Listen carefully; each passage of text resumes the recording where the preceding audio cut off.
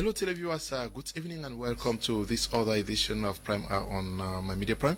As tradition demands, today we are going to be looking at a relationship and marriage, and we are going to be looking at what is known as bride price and dowry. Are they the same thing? We also are going to be looking at how much people should pay as bride price across Cameroon, Africa, and the world as a whole. But we also are going to be looking at those deadly secrets that could ruin a relationship and a marriage. Yes, we discussed this with our panelists who already are seated in the house. We are welcoming Apostle Ambi Valentine Gua. He is a consultant here with us at my Medium Prime. We're glad to have you once again, Apostle. Thank you, Mr. Leo. Good evening, my co-panelists, and good evening, viewers of Prime Hour. It's a privilege to be here. I've been away for a while. I had some other engagement, but I'm here back again to make sure we educate the people on very pertinent issues, especially on marriage and relationships. He was away to pray for my Media Prime, to pray for Cameroon and the world. We are glad you took off the time for the prayers. We are also in the company of Apostle Alfred Esinge. Good evening and welcome. Good evening, Mr. Leo. We thank God for another wonderful day. I want to greet my wife that is always online following us, and also one of my mentors in Britain who is constantly behind us. Right now, he's glued to his television. And I greet my fellow panelists. Okay. Right here. Mama Malaika, greetings. Also accept greetings from my humble self, where unfortunately I could not be part of the ceremony on Sunday. But I hope to catch up. I'm going to be at the service next. Yes, the offering basket is still open. You can always drop in some I'll do that. We are also in the company of Apostle Lefo Divine, all the way from Boya, Southwest Regional Capital. Good evening, welcome. Good evening, Mr. Leo, and thank you for welcoming me. And I want to greet and salute everyone out there, and thank you for watching. Thank you for tuning into my Media Prime. It's going to be another beautiful edition, as usual, your favorite program, and we are going to bring the wisdom, the knowledge, the understanding that is required as per this topic. Okay. We also are in the company of Prophet Elisapetha Lamnia Befong. He's taking part on this program for the very first time. Good evening and welcome. Good evening, Mr. Leo. Thank you very much. I am really delighted to be part of this forum. People with wonderful words of wisdom, and I wish to submit my own quota of the things pertaining to your topic as you just introduced. Okay. We are going straight away to discussing what was planned for today's edition. We are trying to understand the difference between bride price and dowry. Are they the same thing? We'll start with you, Apostle Ambi Valentine Gua. Yeah, Mr. Leo, this is a very important topic because a lot of people juxtapose these two words, dowry and bride price. Dowry and bride price are not the same things. Bride price, I will begin with, is the money or property that someone gives as a symbol of taking over a woman from her family. That is the money that stands as a bargain, as an exchange rate between two families for a woman to be handed over to a man. Either the man does this directly or the man's family does this. Dowry, on the other part, is the property given to a woman when she is going in for marriage. For instance, the servant of Abraham went to get married to Rebecca. When he went there, he presented the dowry, which the bride price, which was what Abraham gave him to give. When the girl was to leave to come back to Isaac's house, the family prepared the dowry properties and gave to the woman to take into the husband's house. So this is an inheritance that a woman's family, either money or property, in some communities where it is most of cattle rearing, they give cattle along. Sometimes in some communities where it is gold, they send gold along with the woman. She takes to the husband's house. That is a dowry. It is different from the bride price. In the bride price, it is a man or his family that gives to the woman's family, while in dowry, it is a woman's family giving her property to take into a man's house. In most communities where women are not considered to work, this one becomes an inheritance for them to stand on in their husbands' houses. So most of the communities we have today, they focus more on the bride price, and the dowry stuff is little spoken about, and they have just mixed up the whole stuff that dowry is bride price and bride price is dowry. I'm sure I've been able to establish the difference between these two perfectly. Yes, but dowry, bride price, I read somewhere that dowry is very common in Asia, especially in India, where it is the woman who has to do the payment in exchange of the husband. Like in Africa, the husband does the bride price, but over there in India, it is the woman who does it, and that is the dowry. Yes, we have few families who give dowry. Okay. Especially when their daughters are going out. The families give no attention to that. Instead, they want to drain them and remove every little thing they have from their pockets. And they go into the homes and they begin to find themselves with big problems. Dowry is given mostly in the Asian countries and maybe some other Western countries, but when it comes to Africa, we have always been taking bride prices. And it has always been given to the family.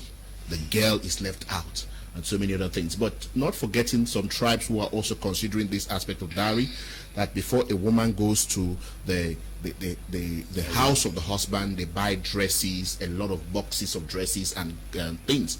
One of my daughters just got married recently. I think I gave her enough dowry so that she should start her life with the husband's house. You know, you made sure that she had the equipment that she should start her job and do it effectively, so that the husband does not strain to an extent. And I'm still very standby to see that I could help to even establish a business place. If after some time the husband could not use those things and establish it, I am looking at that. So I think that I have experienced the aspect of giving a dowry to my daughter who is going for marriage. But that is why I am looking at what the Africans practiced before now. The Africans practiced before now. I think it has always been dowry. Okay. It has always been bride price. Yes, it has always been bride price from the old. You know, they had different ways of demonstrating this aspect of this bride price. Sometimes it had to do with wrestling. You have to go for a wrestling bout, a competition, and do, if you can win the other person, the person that wins the other person takes the wife away. And you sometimes, like some tribes, you have to steal a pig. You have to go to the fence of some other person and steal a pig and carry it on your soldier to show that you're a very strong man. I think it has always been bride price. You must pay the price. You must pay the price to prove to us that you're strong enough to handle our daughter, to take care of that. That's what has been happening in Africa. Yes, Apostle Lefo Divine, you are a marriage counselor, and you talk not only to the bride and the groom, but you also talk with the parents.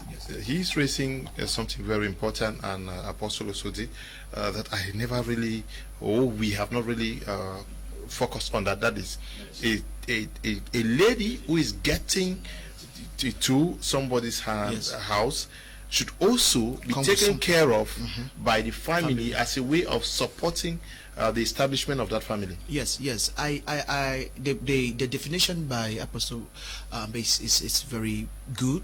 I want to really, for those who are watching, maybe they might just be joining in, let's make it very clear. Bride price and dowry, they are not the same. As it has been said, bride price, the groom or the groom's family is what they use to honor, respect, or place value on the bride, which is demanded by the bride's family in receiving the bride. While dowry, on the other hand, is like wealth transfer. It's like a transfer of wealth from the wife's family for the wife as she goes into marriage. Some is even given to the husband as they get some give it directly or indirectly. Some give it directly to the husband, or give the wife to come with into the husband's house. So it is a very pertinent thing, because this is very common. Dowry is very common in Asia, and I think even the Muslims practice it in a sense, where the woman goes. It's also a way, because I think we need to use this to also, it gives value to the woman, because a lot of times, the other day I've received 2 messages. One time, not long after this program, somebody wrote me and said, I don't overspend for my woman hate. Man of God, tell me, it correct again for even receive a parents. Then the one can worry me again, even for chop. Now for that means it gets to the point that the man is asking whether he should even allow the parents visit. When you see somebody make that kind of statement, you can imagine maybe the pain or the hurt. It looks like he was robbed of something. So I think this is a pertinent issue. And first, let's not confuse the word dowry and bride price. We have made that very clear. But we should also look into it. It's a sense of value, because I think even if I have only a daughter and she's going somewhere, it should be my pleasure.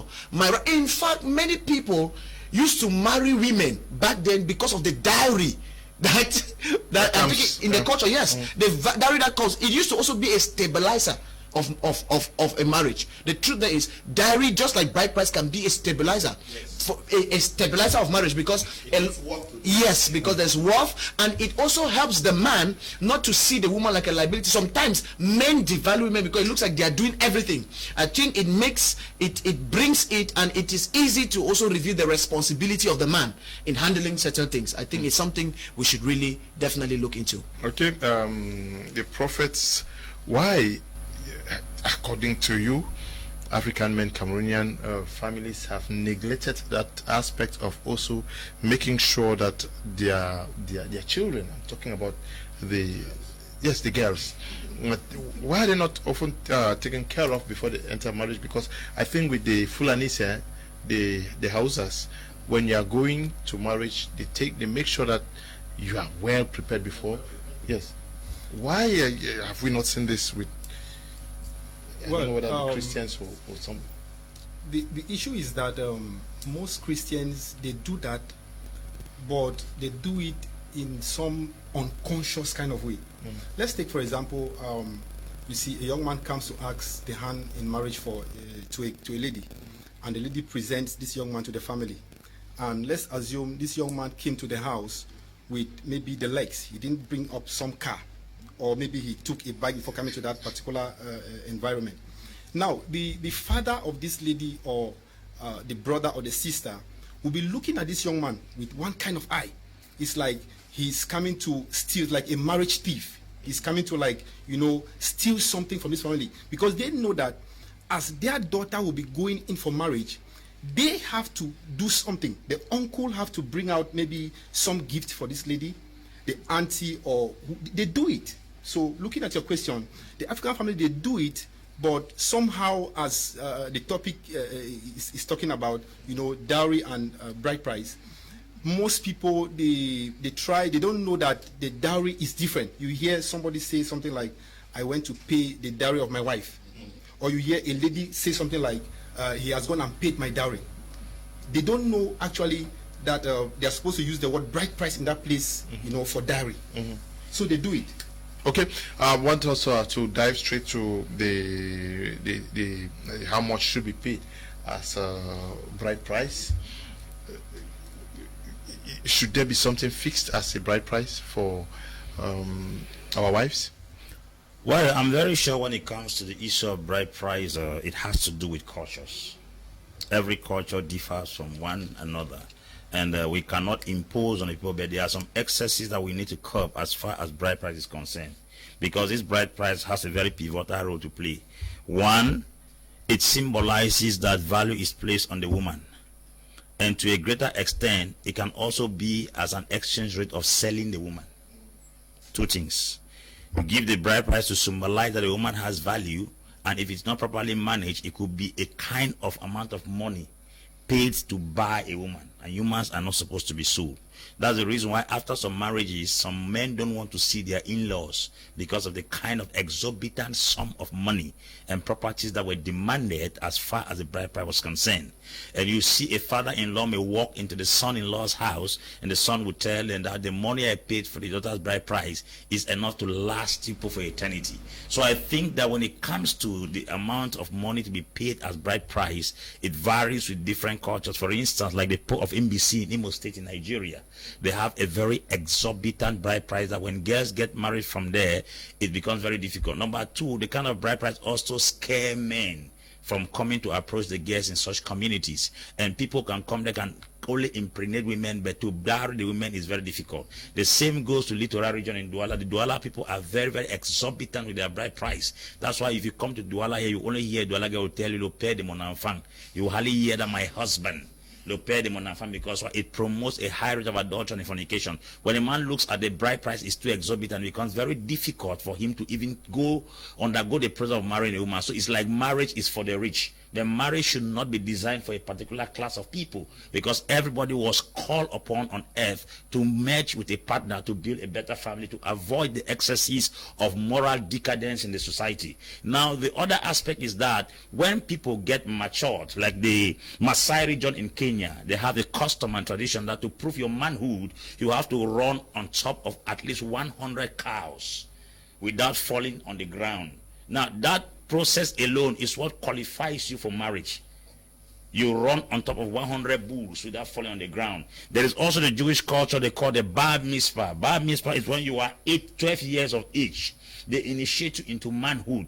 There they begin to show you the secrets of the Jewish society. That's Judaism and other Zionist practices. That is where we have a problem, because a lot of people have gone into marriage when they have not been initiated into manhood. And because of this, some things that they are supposed to handle seemingly easy, it becomes very difficult. For instance, I go to the Northwest, it's the cheapest place you can get a woman. Why? Because we are not making that life more complicated. You can easily get a bunch of plantain, a jug of oil, you will get a woman. But not in other areas where a woman is being sold. So we should be able to tell those cultures and communities and the customs that exorbitantly put bride price at a level where it's difficult for girls to be married, to start to see how they can give their daughter the opportunity to settle perfectly in homes of men. Okay. I want you to also answer the question whether a particular price tag should be placed on a girl as a bride price, or it should be voluntary. Should it be negotiable? I think some cultures have it that way. That they already have what should be brought. Remember that this bride price does not only comprise of money or financial input. It also has to do with wealth or material things.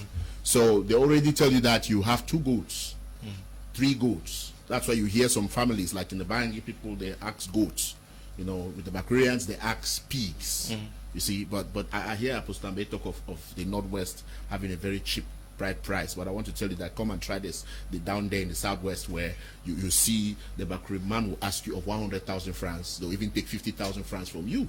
It won't be a problem. So I'm just trying to tell all of you who are looking for a wife to marry very cheap, go to Southwest. You get some beautiful women there, very cheap and very yes. So to them, it's very cheap. It's very cheap. It's very cheap.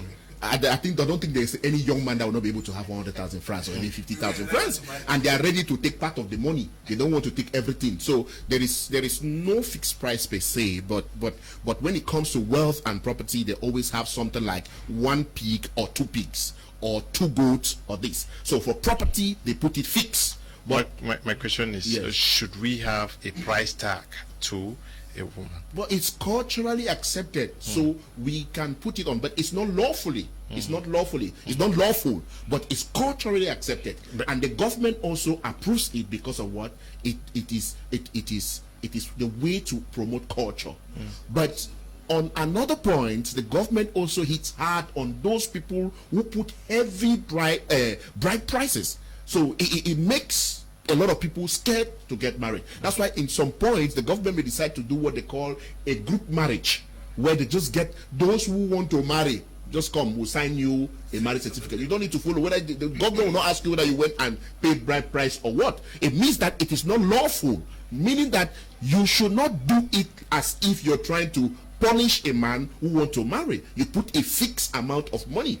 Are there people who are using their daughters to exploit? Exactly like Apostle Ambe just called some tribes, which I was just avoiding to call some of those tribes. I know of somebody that do knock door 800,000 francs. Just knock door.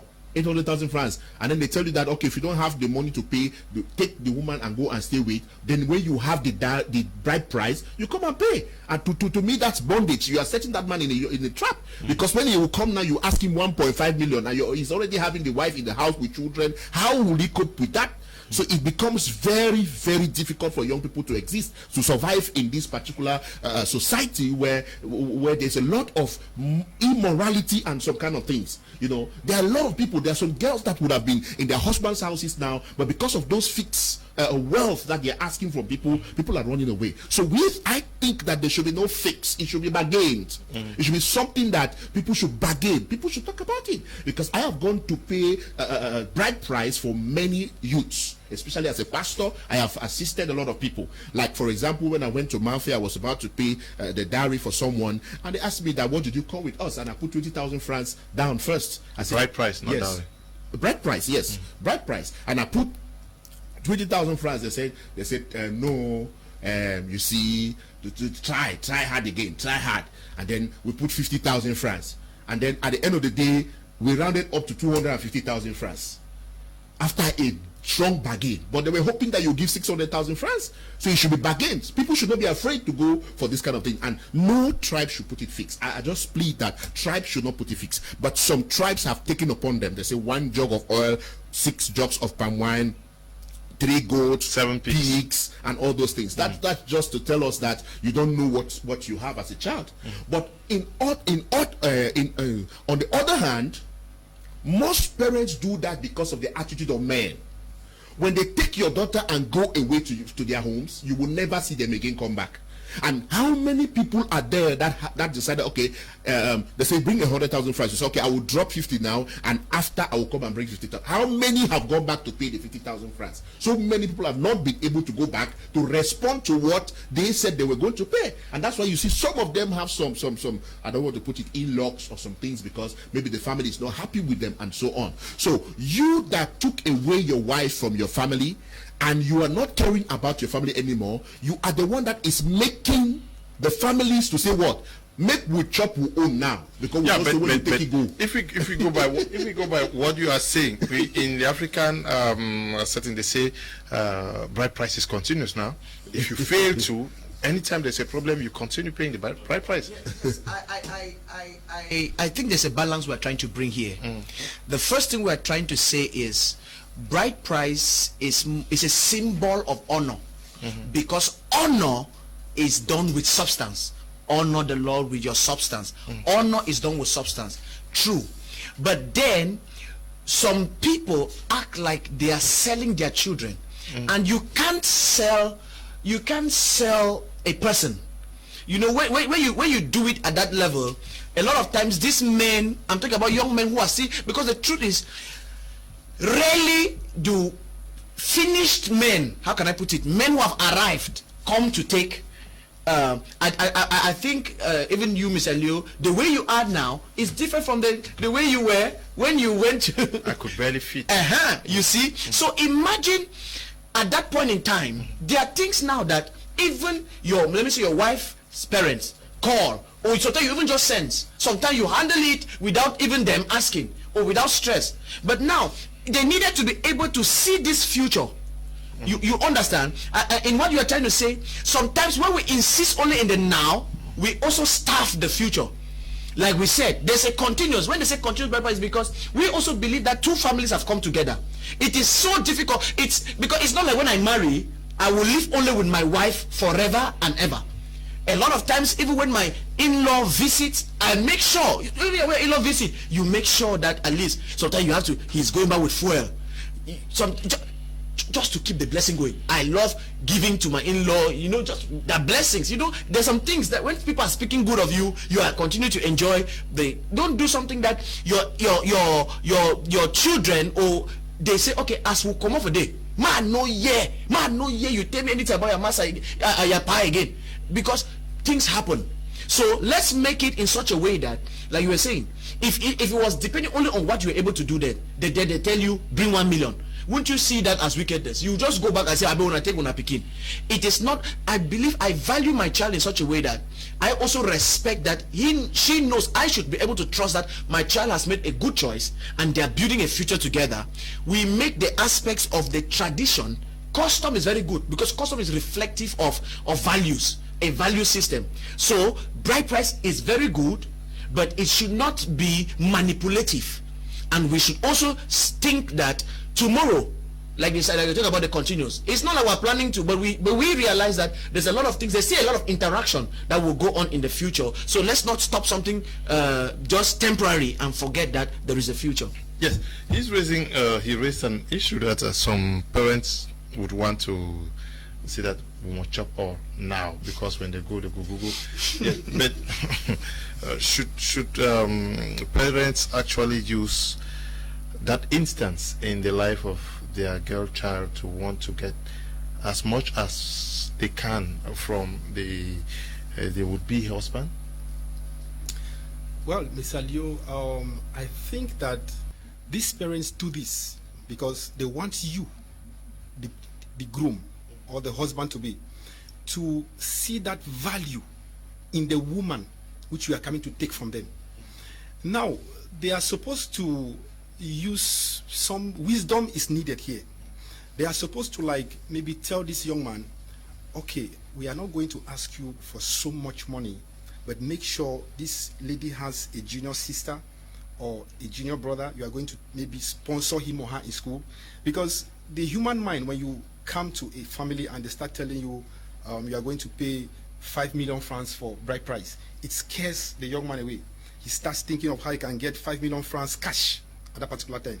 But you can tell him, oh, this lady has a junior sister, please, you make sure he or she goes to school. You know, the young man, he can try to adapt to that message, and then he will like, okay, in the future I'm going to make some money, I can do this. He'll easily agree. What the wonderful men of God have been saying is true. This bride price issue is carrying a lot of people away, and it has made a lot of young men and women not to be married, because certain traditions or tribes, they have this tax, this family, this culture. They are asking for 10 million. When the guy asks the lady, you come from which tribe? I'm Bayangi or this. Oh, that he thinks in the mind. These people, they ask for 10 million. Sorry, sister, we are just dating. You know, so I believe they need wisdom to communicate this value they want to put in their daughters, because whether you like it or not, I don't think if you sponsor your daughter from crèche, nursery school, so much money, all these expensive schools, and then one guy just come and say, I want to marry your daughter, and you say, okay, give me 100,000. Her school fees for crèche alone was a lot of money. So most of these people, they are trying to use, common knowledge, to give this woman away, but they should apply wisdom.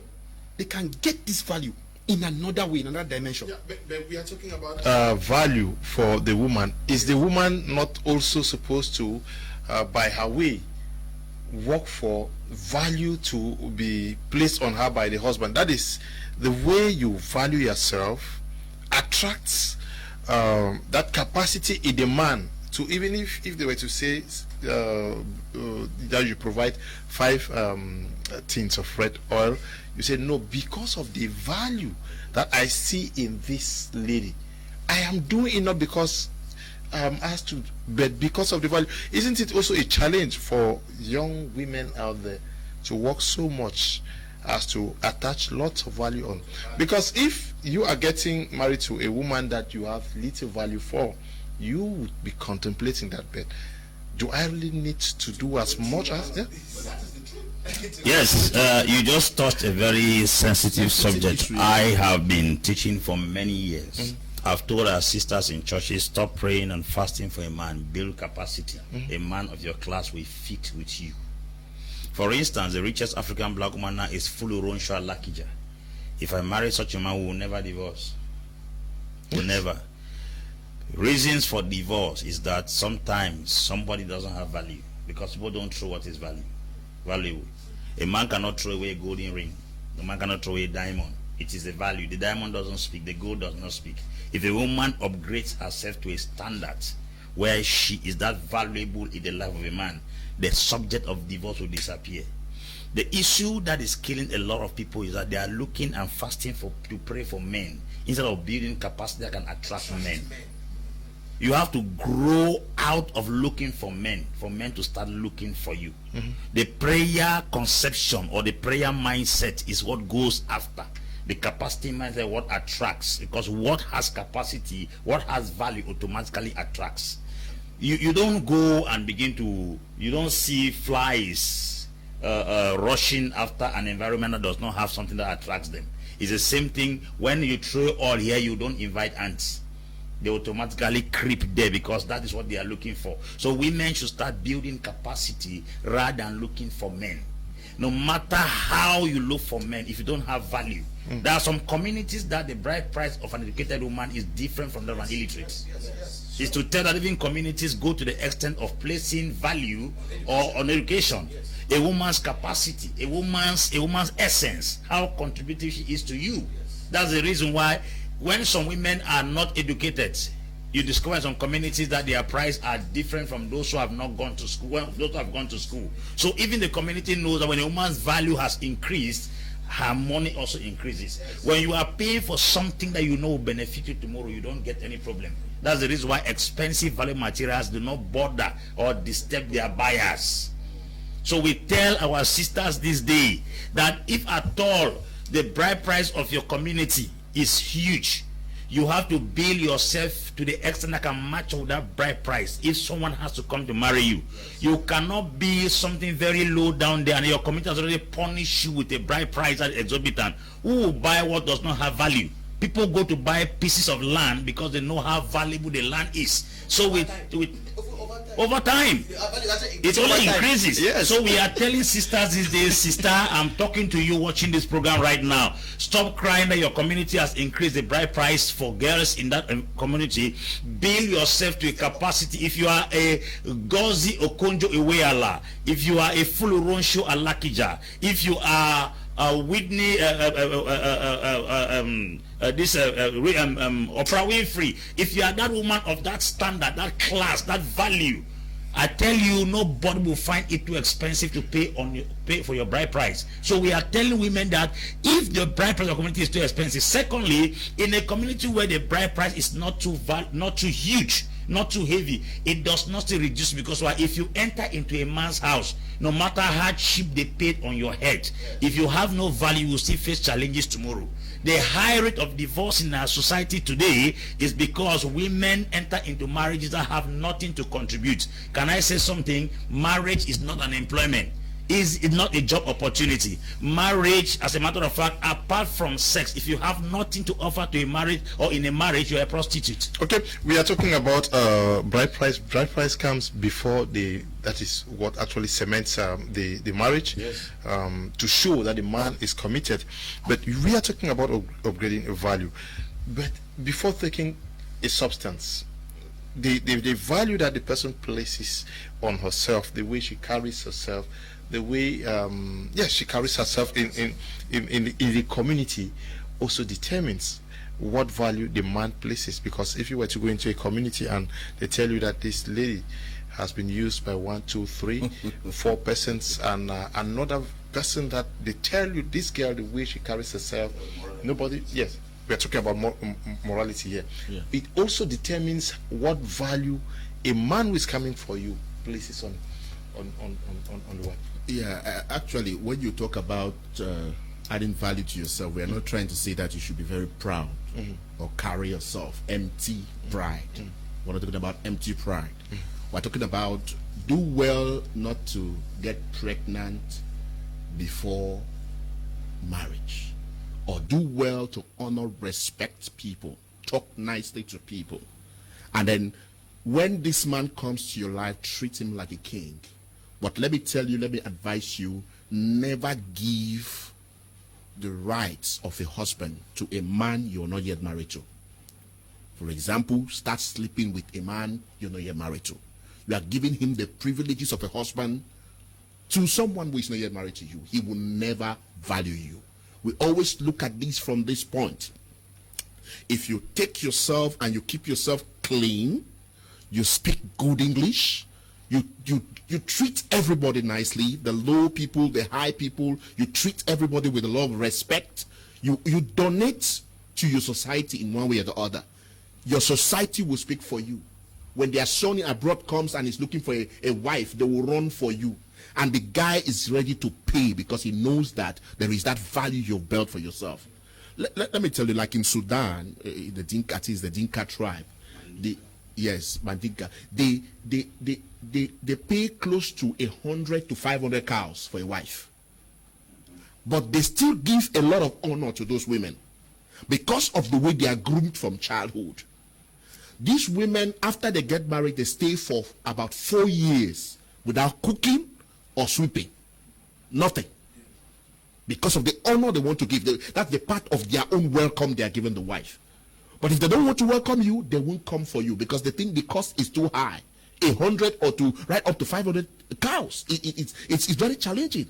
Then I will get married to you, you not cook for me for 4 years. What will happen is that the sister-in-laws or the sisters of the lady that will be cooking or taking care of the house and everything for 4 years. That's a wonderful marriage. People will like that kind of marriage and it will be a wonderful thing. So I think our Africans, especially our Cameroonian young ladies and women, should take this serious. Many of them try to start building good character only when they are about 35 or 40.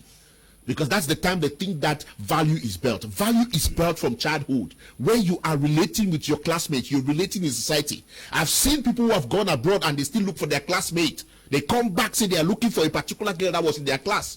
After so many years, because of what? The quality. I was talking with one mama one day. The mama is around that kind of 50-something years to 60 years old. A guy that they were in relationship in school, in secondary school, left France and came to Cameroon and was looking for that woman for so long a time, about 3 to 4 years. And he could not see that lady. So he scouted and looked for her everywhere until one day he got information where the lady was and came to the lady, left Yaoundé, came to the lady and told her, I got married, but my wife, I could not leave because I was only thinking about you for many years. So I want to say that your value you had, even when you are in your classroom, when you are in your community, your society, will make people to look for you even after 15, 20 years. And when you want to talk about a bride price, they will be able to pay. They will be able to do anything they want to do for you. And some people don't only want to give a dowry or a bride price, they want to do a good occasion for you, to show that they really appreciate. Some people spend 2-3 millions only to say that they're commemorating the love they have for a woman. If you are not that kind of a good woman, who is going to go to that extent or that length to do what? To sacrifice for you. So we are calling on every young lady. The value you attach to yourself today will give you a good future tomorrow, and it will make that man or that boy to honor your family, that even after they get married to you, they will still honor you. We are still saying that no, when somebody pays a high bride price, he will and torments the girl in the house. Who is going to torment a beautiful girl or that is having a nice character at home? Who is going to torment a girl that knows how to carry herself and treat that boy like an angel? Nobody is going to torment. He will just forget about the dowry he even paid, and he will not even think about it even for 1 second. Instead, he will see himself blessed because he has you. That is the kind of thing. So we are calling on every young girl, wherever you are, never take it light on building your worth. Build your charisma. Build the way you talk. Build the way you address people in your community. By that, you will attract people that will come for dowry. They'll be standing on the line, and you will have what they call suitors. Okay. Not just a suitor. Okay. Character and education add value to a woman, while education without good character reduces the value. And bride price, Samuel is writing from Kumba Town. I think, good evening, I think education is a fundamental right of a girl child and the responsibility of the parents and not the husband. The husband should not be tasked to refund what was spent on her education. Godlove is writing from Bomenda Kumbe. From Bamenda says, good evening once more, Mr. Liu. Though out of topic, I wish to plead that you guys should kindly carry out a research on why making an ID card in Cameroon is extremely difficult and complicated. I'm strongly convinced that your ideas can help the government out of frustration. Okay, Good evening, nice program. I always follow the program. This is Smith Malene from Moliko. I have a question for the panelists. What is the place of the white wedding in our African society? I'm sure we discussed that, but we are going to revisit it. Muslims have the best way. It is the girl that takes her dowry money and eats, so that when things go wrong, you bear it alone. Pastor Happy is writing from Yaoundé. Okay, from Yaoundé. From Yaoundé, I think. Okay. Now, when some societies place very high rates, or yes, high amounts and items as bride price, are we saying that poor people in such communities should not get married? Because even in these villages where people ask a lot of things, bring 10 pigs and that, we find many persons from that same communities who are married. Yes. Even as poor persons. Yes, I would really like to say that anything that is a culture evolved. And the truth is, even these same tribes we are saying that they have high bride price, people still marry. Yes. We are just saying that, no, let's be honest, Yes, people marry. Many people marry.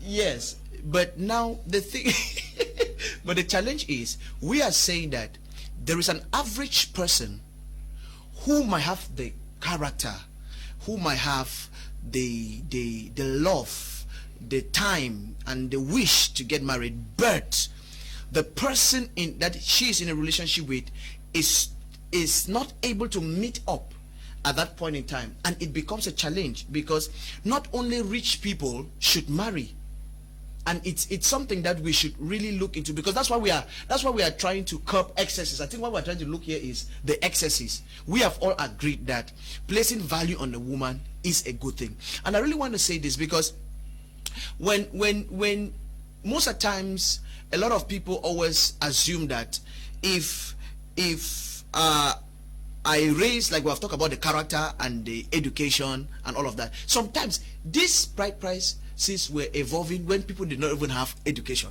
It's an amazing thing.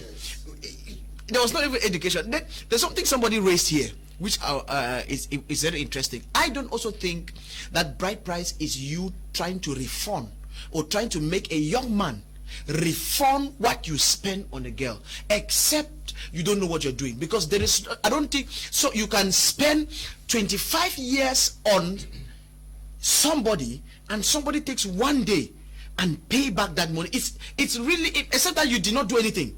It's impossible, because sometimes people act like he mentioned here, and it could get into somebody. It'll be like you went to PNEU in nursery school. You went to Baptist, to Sacred Heart college. No, the ladies go to Lords. Okay, Lords. Okay, yes, I'll let you off Lords. Thank you. You went to Lords. You came to Catholic University. You know, those Polytech or those as well. Then the master calculated. No, I spend millions. Yeah. Now that is, I think you were doing that because of the love for your child.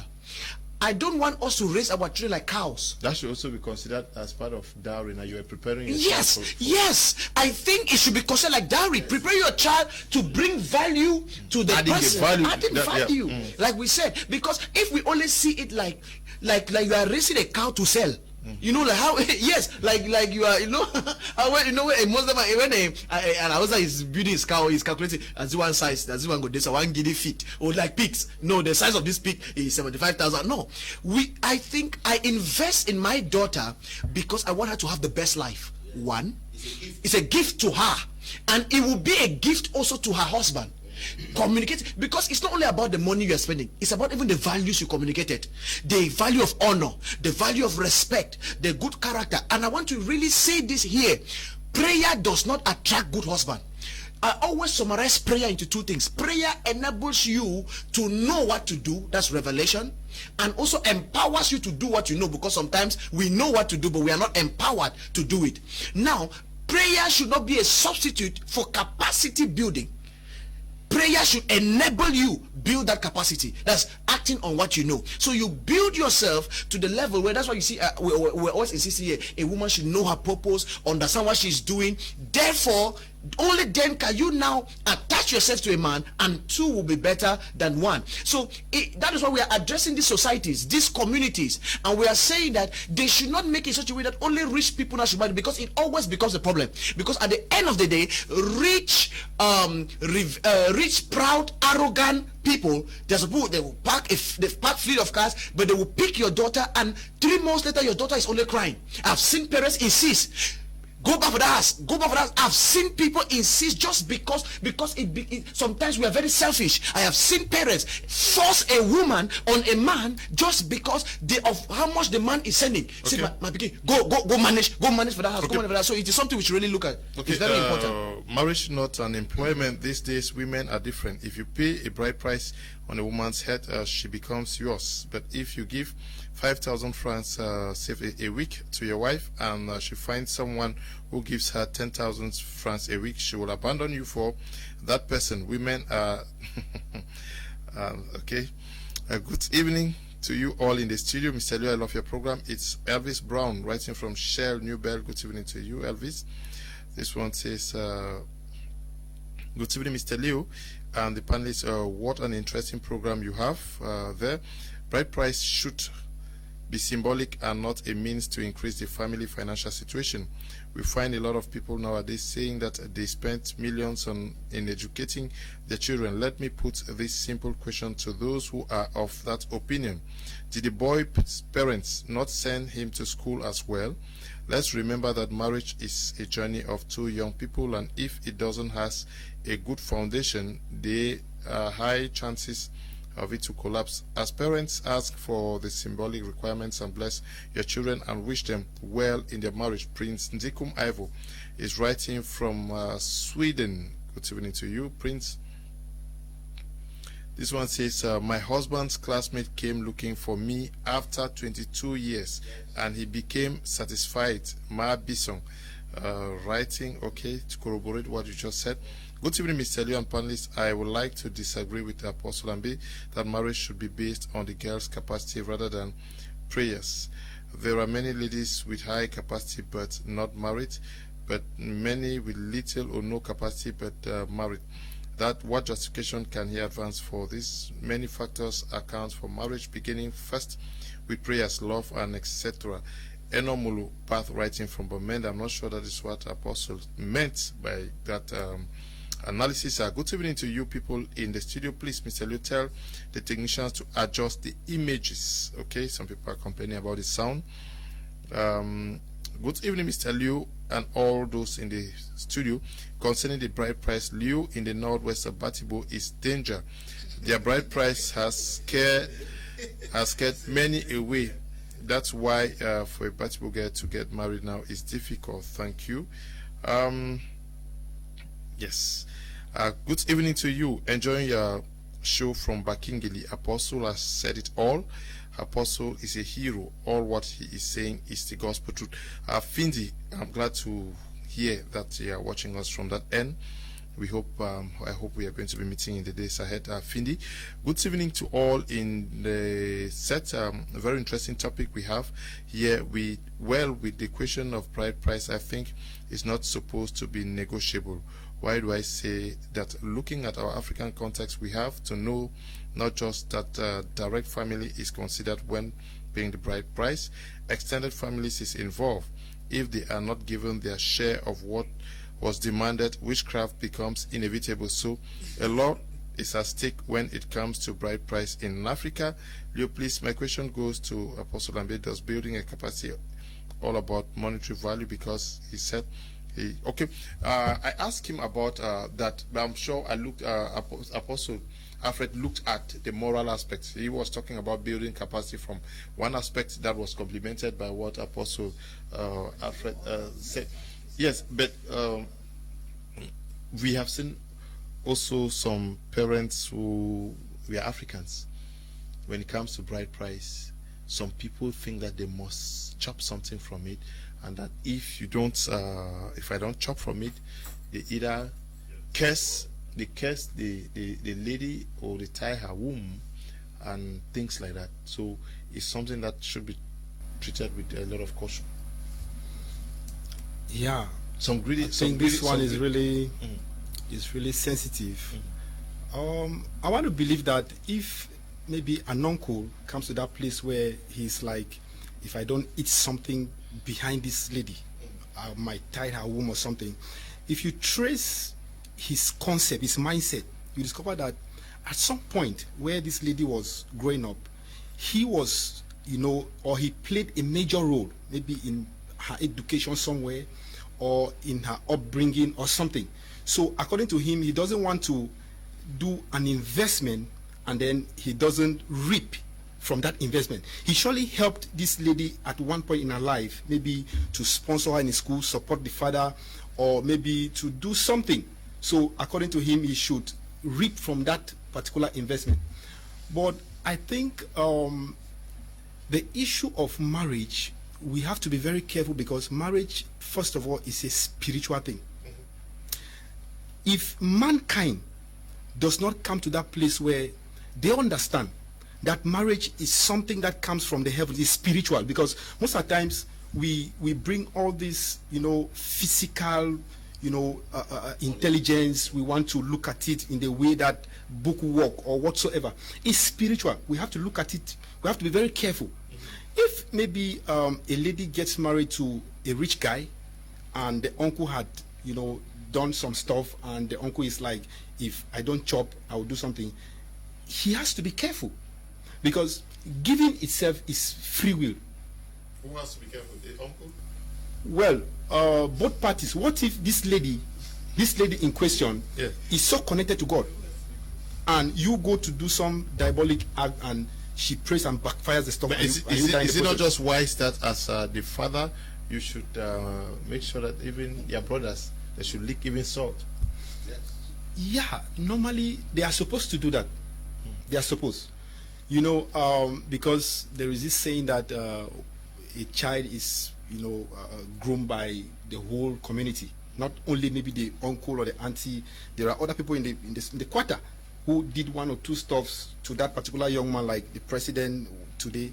I'm very sure where he grew up, there were some people who were not his family members who did one or two things to make him, grow up and stuff. So they are supposed to, eat something or lick something. But it shouldn't come to that place where it is like a must, it's some kind of ultimatum, Papa. Is just, let me cite an example. One of my sisters was getting married one time, and one of our uncles, they were like, the guy has to give this thing. It was like detective. My father said, no, I am the father to this lady. I will tell you what we can give from this whatsoever is coming into this marriage. So I just believe we have to be careful. Marriage is spiritual. We have to look at things spiritually. We should use wisdom. Wisdom. Okay. Yeah. Good evening. Due to the issue of finance, my males are still single, and some of the ladies are not ready to hold themselves from having sex with guys. Okay, many males are single. Mr. Liu and all, the good morning all. What I know is how naturally the love is, but if you force yourself to a man, and the man will complain of anything asked, but when the love is there, the man will not care to pay anything. Ceci is writing from Limbe. It goes with the values. If somebody values you, he pays. Good evening to the panel. Can someone in the panel differentiate between bride price and dowry? I'm Felix writing from Douala. That was done already. Dowry is what the woman brings into a marriage. Bride price is what the man pays. Hello, I'm Elisabeth from Yaoundé. What do you think of a woman helping a man in payment of her own bride price? That is a question I have for Apostle Ambe. Good evening. My name is Godlove from Balinyonga. Bride price is giving the parents respect and honor to God. Good evening to all in the house. Okay. Evening, Mr. Liu and the panelists. I'm really enjoying the program tonight.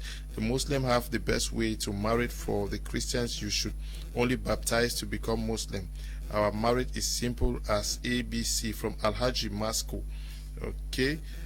This one says Apostle Ambe is right. Women capacity is essential. Women may have good education but poor character. Okay, this one says good evening, Mr. Liu. Melvis from Bomenda, our kids are not credit union that we put in money and expect to get it back from bride price. Character is everything, because some families do exploit their in-laws to be by extracting exorbitant sums of monies in the name of bride price. Good evening, sir. The panelists have given a clear difference between the two, just to say that dowry are given by the families during some marriage ceremonies, e.g. the pots, the plates, the buckets, foodstuff, and many other things for them to take and start their life with. Jevin is writing from Bibunde. Lista Montana watching from Yaoundé says, good evening, Mr. Liu and the great panelists. In some homes, if a lady is fair in color, went to expensive school, her bride price increases. The worst is if she studied abroad. Is Lista Montana writing from Yaoundé. Good evening to you, Lista. Yes, the question I was going to ask you has been asked already. Is it a taboo for a woman to hand money to the husband to come and pay the bride price? Well, that's a very technical question, and I think I'm going to be answering it technically. It's just like saying that, can a woman approach a man if she's in love with a man? Mm-hmm. That's a million-man question that everybody's asking. It's not bad. It's not a taboo, but it's not honorable. You see, the Bible says marriage is honorable. There is an honor attached to marriage, and everybody deserves that honor. And the Bible says a man shall look for. A man shall look for, not a woman on the other hand. The problem is not who is looking for who. The problem is the outcome of this search. You have seen situations where men will stand up and insult a woman. That if not because you worked money and gave me to go and marry you, I didn't love you. Because we know of eventualities that occur in the future. I will advise any woman to build a foundation in a marriage tomorrow. You will not become a mockery. Because I know how arrogant some men are. I know how flippant, how abusive some men are. They will take that singular act of you giving them money to dowry you to insult you tomorrow. Because a man will never always admire you the way you are without having misunderstanding. And once that particular foundation has a crack, there will be a serious problem in your marriage in the future. You can say the man has worked some money and he doesn't have sufficient money. Then you say you are coming in to help him. The fact that a man does not have money by himself to dowry you is already a question mark. Because the honor and the dignity of every man is the capacity to dowry a woman. Most people at times in most communities will never support you when it comes to the bride price. They can give you any other support because it is that bride price that proves your manhood. When I was going to marry, my elder brother had money to give me. He told me that, you see this one called bride price? That is where the manhood in you has to manifest. If you are not ready to give this particular money, you will not marry because I will not give you. And now I want to tell you as a lady, it is a man that's supposed to sweat and work that money because it is that particular act that proves his worth tomorrow. If you are helping a man dowry or pay your bride price, then you will help him tomorrow pay house rent. You will help him tomorrow dress him. At least even if you are going to support a man tomorrow, which is biblical and correct, you have to allow him prove his worth by sweating, beating his body to prove that he has the right to own you by paying that bride price. I cannot cancel any woman to give a man money to go and pay her bride price. It does not give you any honor. I know girls try it, and if you ask most of them, I'm talking that in every rule there's an exception. If you ask most of those ladies who gave men money to pay their bride price, they ended up receiving very serious abuses in their lives in the future. That's the truth. A misunderstanding will come up and the man bursts forth in anger and say, were you not the one that even forced me and gave me to go and pay your bride price? Please avoid such things. As a matter of fact, if a man has 2 testicles beneath his legs, he should prove that by paying your bride price. That alone does not only signify that he has value for you, it also proves that he has a price tag to pay for you. And anybody who cannot pay any price for you does not value you.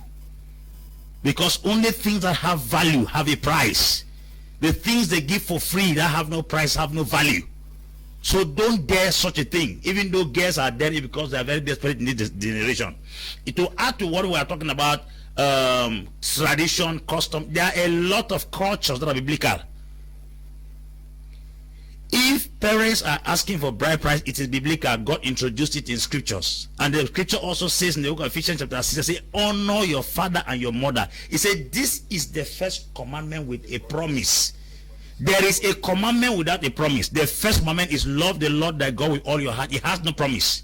But the first commandment that has a promise is honor your father and your mother so that your days may be long on the earth. So if they say honor your father and your mother, I have said there repeated that honor is different from respect. You honor with substance. So in order to honor, you must carry along substance to prove that you place value on the person. And now the scripture says marriage also is honorable, not marriage is respectful. And the bed undefiled. The two kinds of honor is the moral honor and the honor of substance. If a man honors you very well, he will go and pay a price on your head.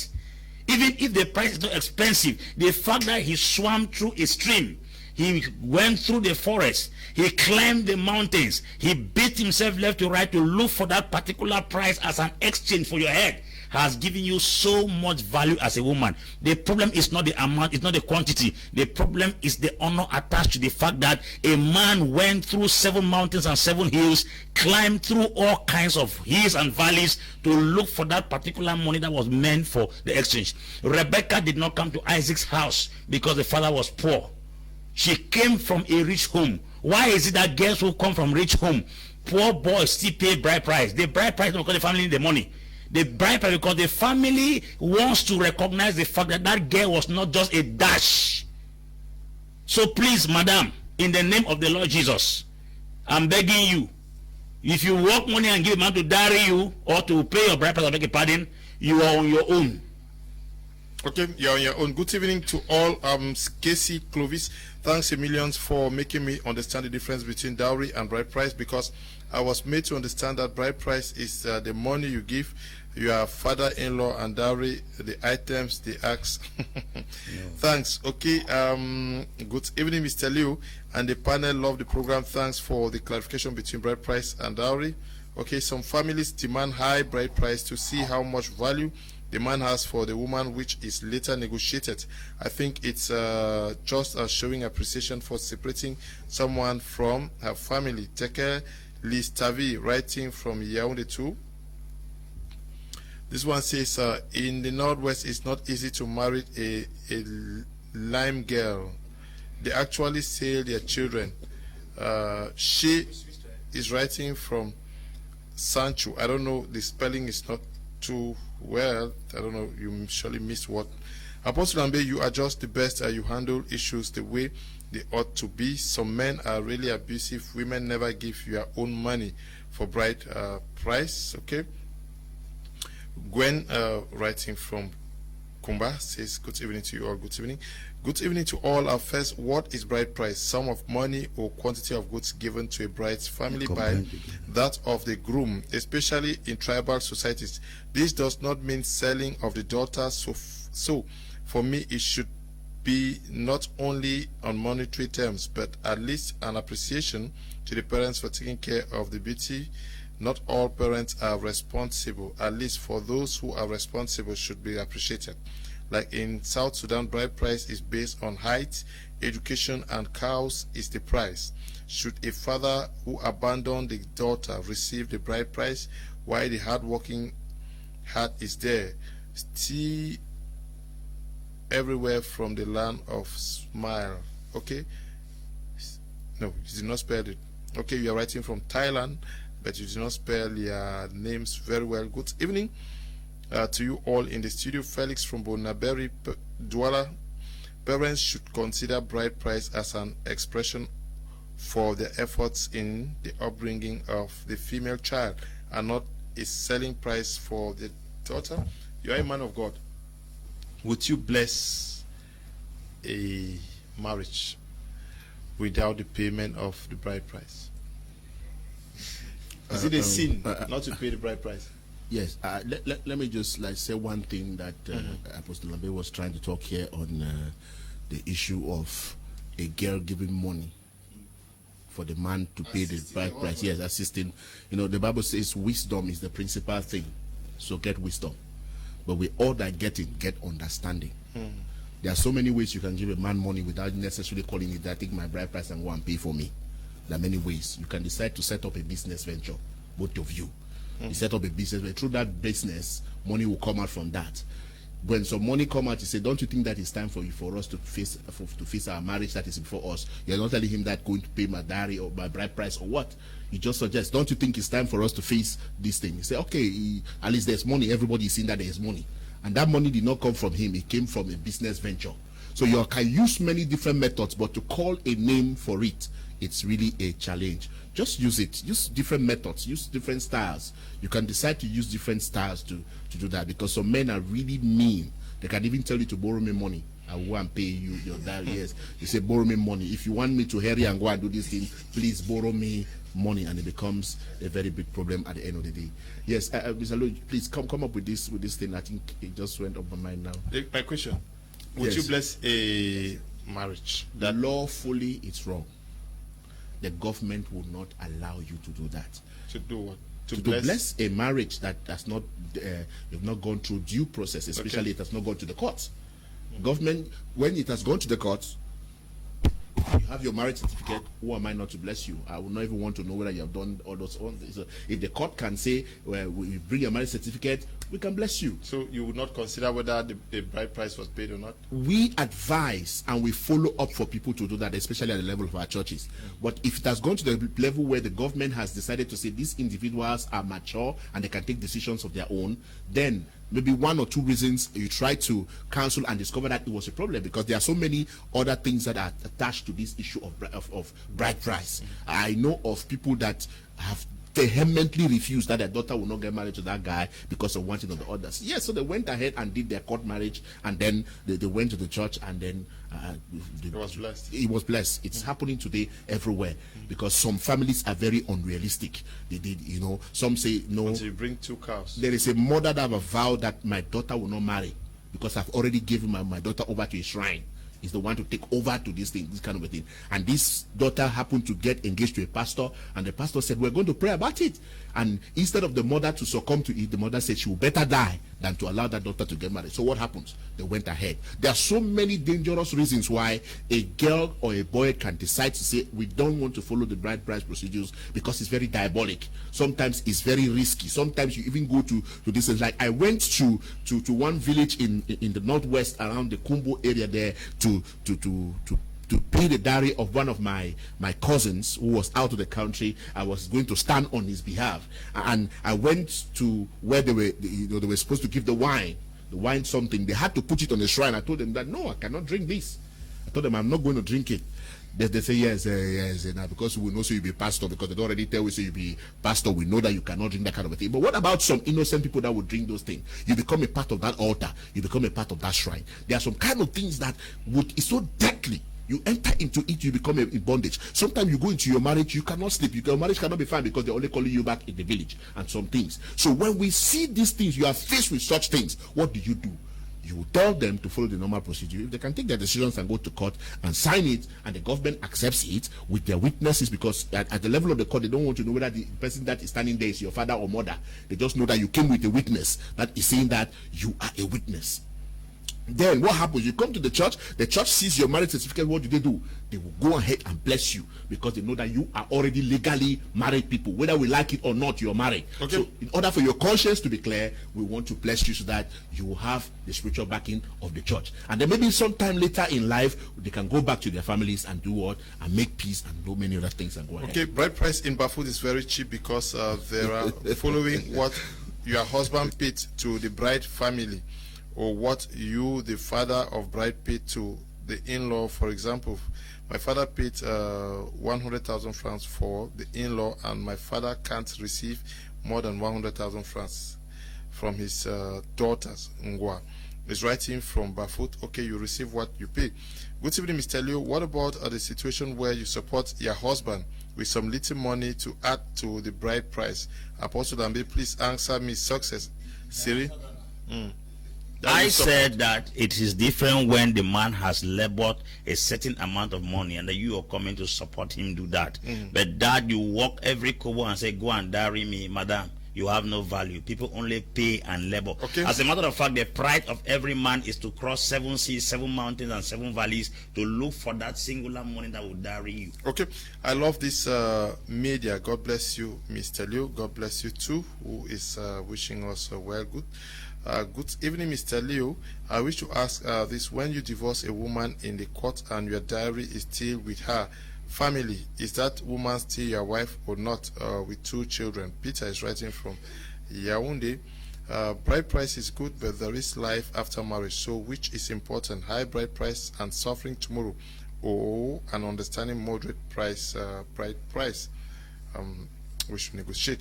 Hi, Mr. Leo. Good evening to all in the studio. Enjoying the program. Wish my father could be watching. Some fathers don't spend a dime on their daughters, both education-wise and others. But when they see a man who is ready to take you, they start adding school fees. See the auntie, see this uncle.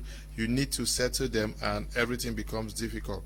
Most especially, the man might leave, and no bride price given. No. Please educate our parents. Stephanie is writing from Yaoundé.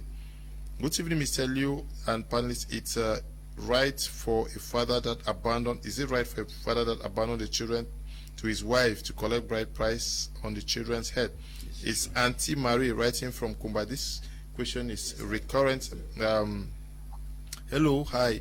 I'm texting from Douala. I am presently following the program, and I would like to know the least amount a man could pay as a bride price. Okay.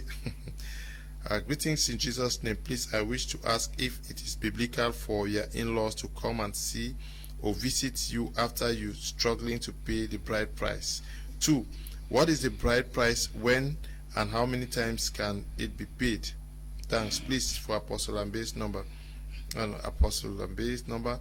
Please, for I wish to know the tribe that has the cheaper and expensive bride price. Thanks. Okay. Good evening, Mr. Liu. I just want to wish you people happy new month. It's Daniel writing from Tombe. Yes, would you bless the marriage that the bride price has not been paid for? And he says that Apostle Alfred says that what they consider more is the court. But which is more important, the traditional that's paying the bride price or the court? I think when we talked about marriage the last time, we made it very clear here that actually marriage happens when the family they have done the exchange. We actually made sure that we talked about it being pivotal around the family. Even biblically, we see that it's pivotal around the family. But then again, we are in a complex society, and we know that we have also seen how it is beneficial and protective, and it's beautiful. In fact, it even protects both parties. It's not only the man, it does not protect only the woman. In fact, there are many men that it's the certificate that protected them. I know of many men, it's a certificate that protected them because of women also come. I know of people who have targeted men to get something, but the certificate protected all of that. So it's a little bit tricky question, because the answer to that question is not simply a yes or a no. The truth is, as a counselor, as a marriage counselor and a coach, there are situations where I can bless when they have not done the exchange, and there are situations I will not accept. So that's why every case is unique. For example, like he mentioned, there are some people I know. There was a case that came to me, and the mother's reason that they will not marry is that ma pikin no go marry bayangige. True story. Now that's the only, not that she knows the man, not that the man has any bad character or has a problem. No, the mamina said, and sometimes this is just a vendetta against an old boyfriend who broke her heart 20 years ago. He said, no, buying the people wicked. That means you take one experience from your small secluded life and you generalize it and make we do this a lot of times. You're supposed to say nowadays sometimes you need more. I told someone, I said, even if you date 700 men, do you know how many men are on this earth? Even after 700 men, you still don't have the right to say all men. That 700 men is still a very probability, so that's a tiny, is a drop of water in an ocean. We don't make those kind of conclusions. So Mr. Lu, tell me, a woman, first I had some challenges when I wanted to marry my wife. My father was, first of all, personally, my father was first of all not in agreement. My father had some issues because I don't want to bring all the story, but my father had some issues. So my father was like, nah, I have an issue. I'm not very clear about this. I had to wait for a year, personally. So as a counselor, their situation we try to handle to the best of our knowledge. Like what I talk about this one. See, the only reason somebody is saying that doesn't matter is because of a tribe, for no reason. Now, imagine that. So I will always advise you not to just defy your parents at once, because I hope not legally people who are above 21 have the right to marry without even their parents. But is it a sin not to pay the bride price? No, if you are honored, if marriage is honorable, and part of the honor, right, involves, because the truth is biblical, is if look, you need to show honor. You understand? So when we're talking about this sin, we are saying that a person who knows what they are doing, it is a sin not to pay. It's a crime. It's not. It's really. If you say it's a crime, when yes. we say it's a crime, what if you are really poor and they're asking 1 million? What yes, no. That is what I was trying to say. That was good. That was what I was trying to say. That when you ask whether you should not pay or pay, people always move to the extremes. Yes. That's my point. A man who is honorable. Look, yes. It is better you say, I have 25,000. Yes. You understand? You cannot have the heart to say, I want to bring a woman to the house and take up the woman that you don't have 50,000. Now the problem comes now, but when what you have is not enough, it's a different case. Yes. But if you say you don't have anything to give as honor to the parents who raised the woman, or to place value on the woman you want to marry, you yourself are not ready for marriage. I think part of being ready for marriage, I think sometimes some parents do that to see if this person is even, because we have said that even financially you should be ready. Okay. So it does not mean that you should have millions per se, but at least there should be something you can give to show that you are able and you honor this person. But there is some effort you will show in a family that the family can give you that daughter for borrow. Yeah, that is it. But we're just but he's asking a case where he's asking a case also where the family doesn't want to hear it. I think that's what he's trying to say. Yeah. So yes. But we are saying that it can happen. I can bless marriages that has not passed through that phase if we have done everything humanly possible to make it happen, and it is just that bias or customary that is want to block it, then we will have to overlook that. I think for me, I would not bless a marriage where the bride price has not been paid. What is my reason? I want to look at God, the origin of marriage. The Bible said God caused the man to sleep, he took his rib. If Adam did not have money as we do today, God took something from him to look for his wife, which means it is a crime, as Apostle said. It is wrong for you to bring two people together without the man going to see the family of this woman. That lady did not come from space. God himself took something from Adam to pay a price, his rib. So I'm not sure I can bless a marriage where, this man has not paid the bride price. I will not do that. No, because the Bible doesn't accept. In the case of divorce, what happens with the bride price? They have to refund? Well, from stories we've heard and from things I've seen. Yeah, prophet, what does the Spirit say? Okay, the Spirit. Okay. In the case of divorce, should the bride price... Yes, I'm trying to look into the realm of the Spirit. Yeah. Okay, we are in the spiritual here. Well, I believe that when you plant something, it has to grow. Yeah. And if you have given, some bride price for a woman, you consummated this woman. in that marriage before divorce. So not actually not actually finish the bride price, but somehow you can't quantify. What if that woman has given you children? Can you pay for the labor in the labor room? That's very strong. If she has given you children, What if she has not? if she has not, all the sex and all these things you do, Okay. she pacifies your manly nature, because man at times can be very animalic, if that word is really correct here, and then the woman is there to calm you down. Can you pay for that? I'm not trying to say sex is money, no, but I believe you know, the Bible says when in the case of divorce, just give a letter and that's it. Yeah. Let me come in here. I think that bride price you are talking is not always in substance. Yes. It's the consent that the person, the parents of the girl, give when it comes to handing over their child. Okay, even that- if they might not That receive we a bless, dime. we bless. Is the consent. One of my pastors was to marry in Batibu. I gave him money. When he reached there, the family of the girl said, take the girl and go. We don't want to stress you. Go to the council there. We'll come and sign as witnesses.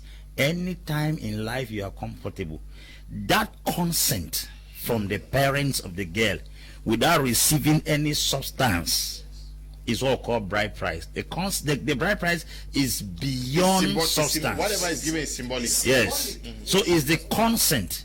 Sometimes parents will not take anything. They can love you, the son-in-law, and say, we hand you our daughter. That simple act of blessing the both of you and giving you out in peace is what we call the actual bride price. Yeah, I raised this issue because you hear many persons say that they have to pay, they have to refund what I paid.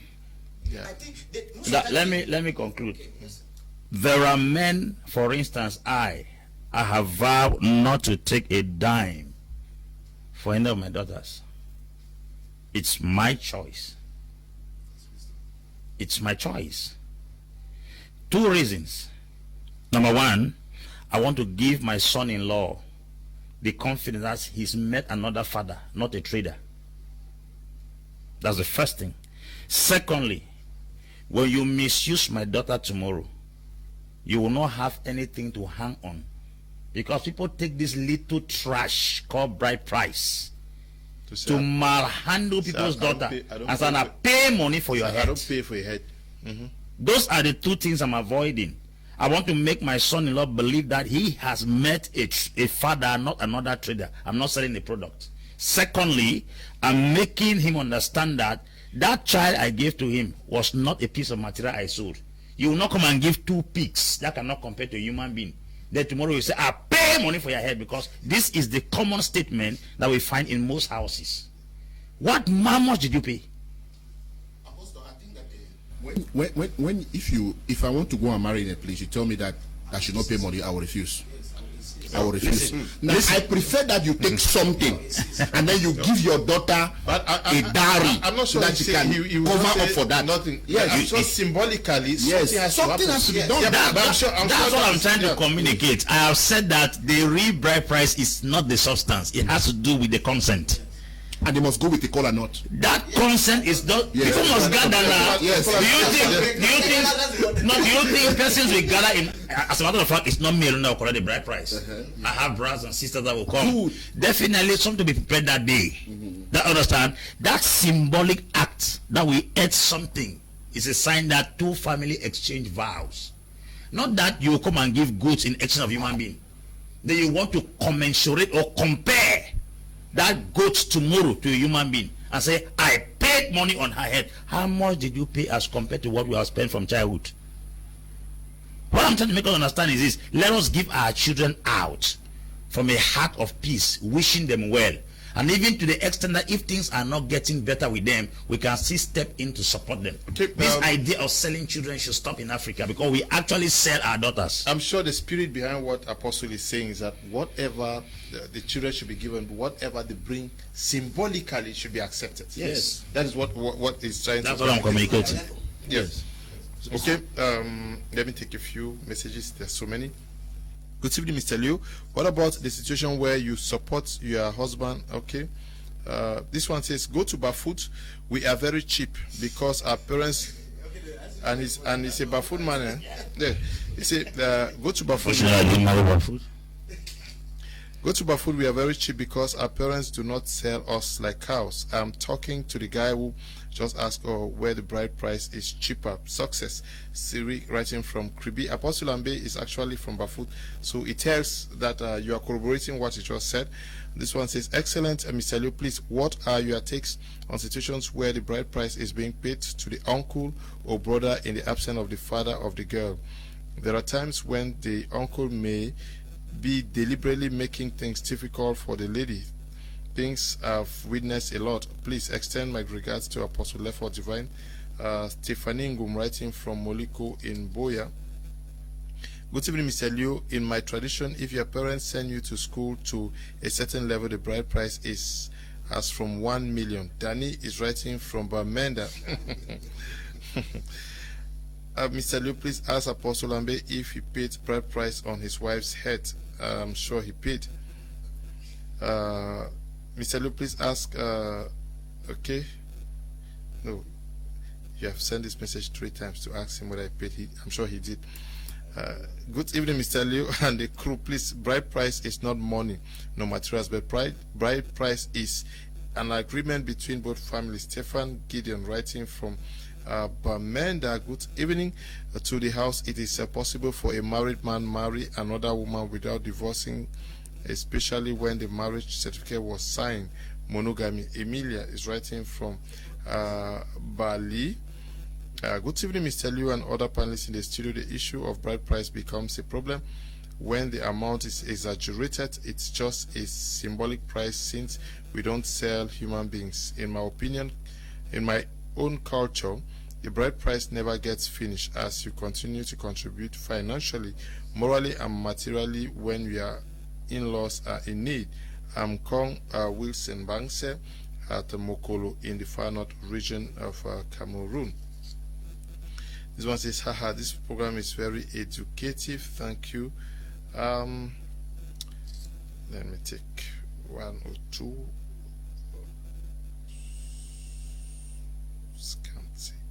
This one says, bonsoir tout le panel. C'est l'ancien Delphine de Yaoundé. Merci à l'apôtre Ambé Valentin Goua pour ses conseils. Okay, thank you, ancien. Ancien means elder, no? This one says, good evening, Mr. Leo Amo from Yaoundé. I think this bride price is a biblical prescription, but some families exaggerate, particularly the people from the center region. Bride price to me is symbolic, okay? Yes, but if it is exorbitant, your daughters won't get married, no? Love is the most powerful force in our lives. If they exist between both parties and the lady is financially fit, she should not help the boy in buying for her bride price because people will talk or what. Happiness should be the first thing. We should be looking at here, not where the money comes from. The Hebrew Bible mentions the practice of paying a bride price to the father of a virgin, an unmarried young woman. Exodus 22, 16-17 states, suppose a young woman has never had sex and isn't engaged, so should a man pay bride price for a woman who is not a virgin? Stew everywhere from the land of smiles. Okay, you're still writing from Thailand. A quick attention to this will be very good to see, but there are times that when we, the girl's parents, refuse to take bride price, the girl's uncle will turn to inflict the girl, okay, paint on the girl. Now, we are going to take a short break. When we come back, we discuss very briefly on our last topic for tonight.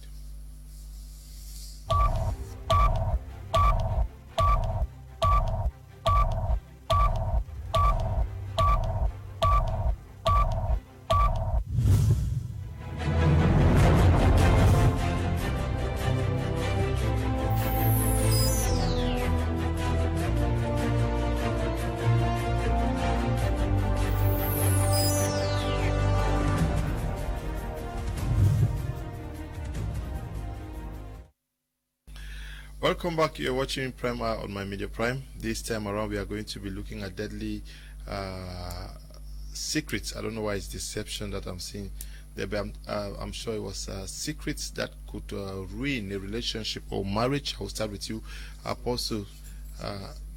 Deadly deceptions. Okay, it was deception. Okay, then I really made an error. What was in my mind was with a spiritual mind. Apostle, let me start with you. We go round since we have just 30 minutes.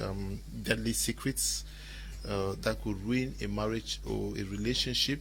One of them is health conditions that we hide from our partners, which eventually may lead to parties separating. Yes, and everybody who finds out later on that the partner was hiding some health issues and did not open up before marriage, such a person has the right to divorce. Those are platforms on which we tolerate divorce. It should be that you voluntarily accept the person the way the person is. I think transparency is a very pivotal sign of integrity when it comes to marriage. When people are in courtship is when certain things are exposed to each other. For instance, in our cycle in the church, we always tell people to go for medical tests, and there are specific tests we ask people to run.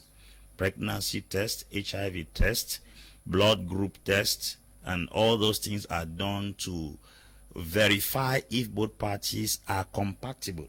Sometimes you can be an AS, you marry an AS, which is dangerous to give birth to an SS. All those medical conditions are put into place. There are also situations whereby people have opened up to their partner, like one of my pastors some years back. The fiancé was HIV positive, and I asked them on several occasions if they are still ready to get married. They insisted they were to get married. Love, Bible says, is stronger than death.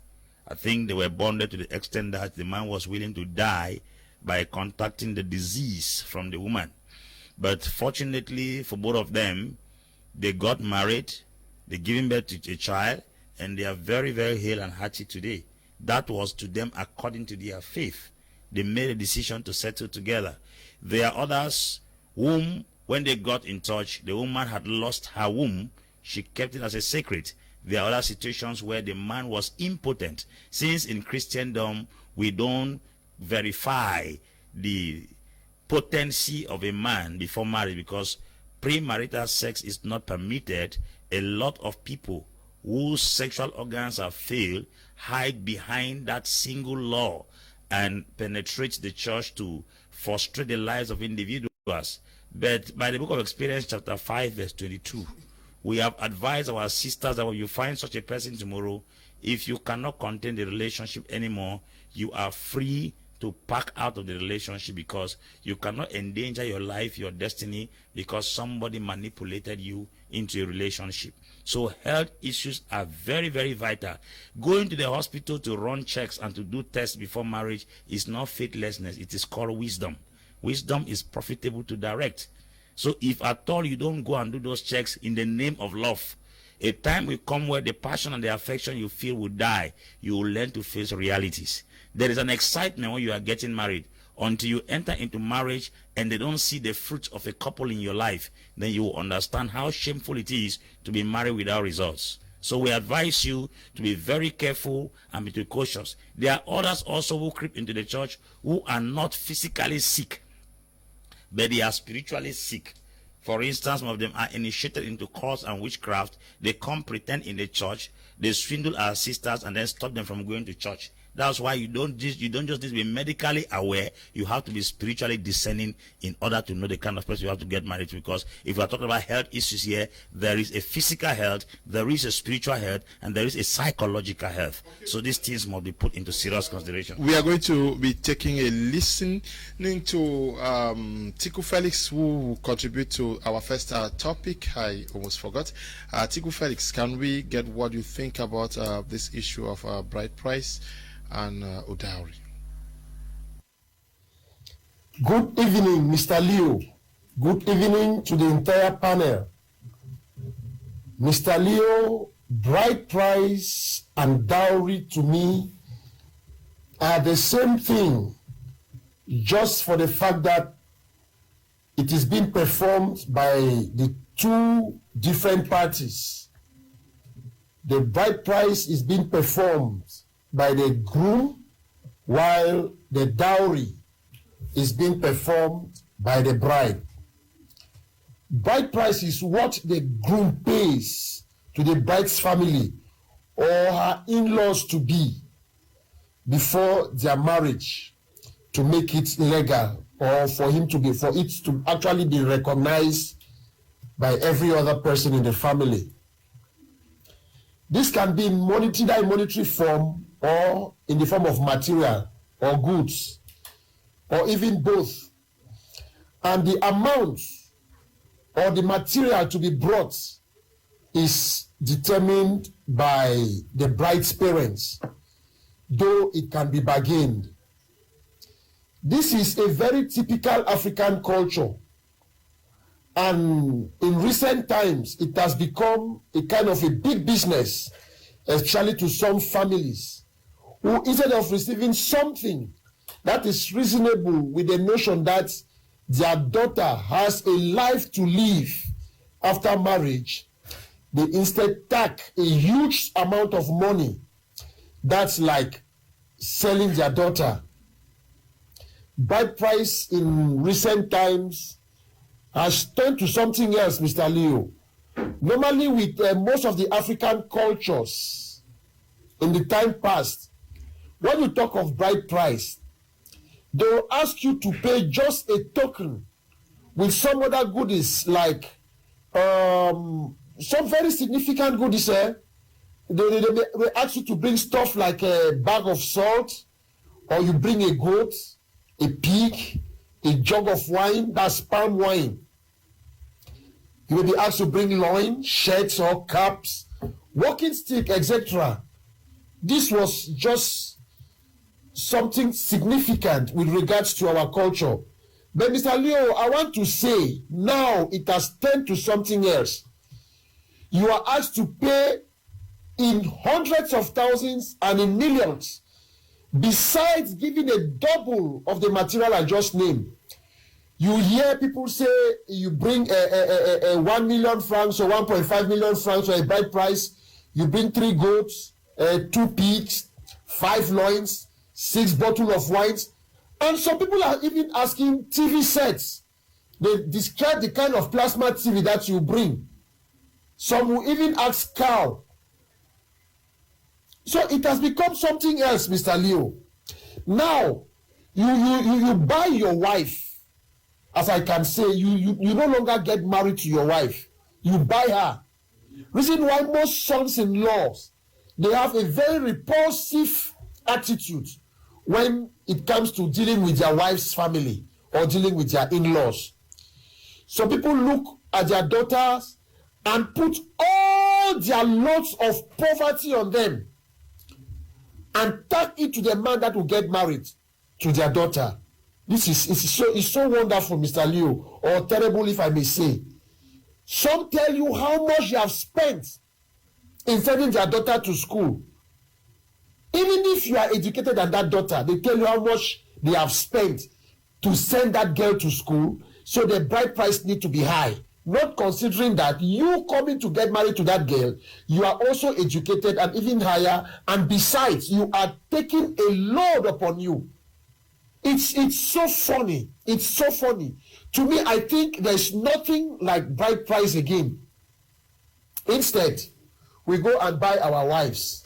Now, with regards to dowry, Mr. Leo, on the other hand, it's just like the same thing that the man does, but this time it's a bit different, because a dowry is what the woman brings in the marriage. That's what the family of the woman, of the bride, gives to the man as a support. You understand? As a support. And they do this with this has a different intention. With the man, you give because you want to take the woman, but with them, you give. Why are they doing this? They are doing. Okay, thank you there, Felix Atiku, filing in there from Boya, Southwest Regional Capital.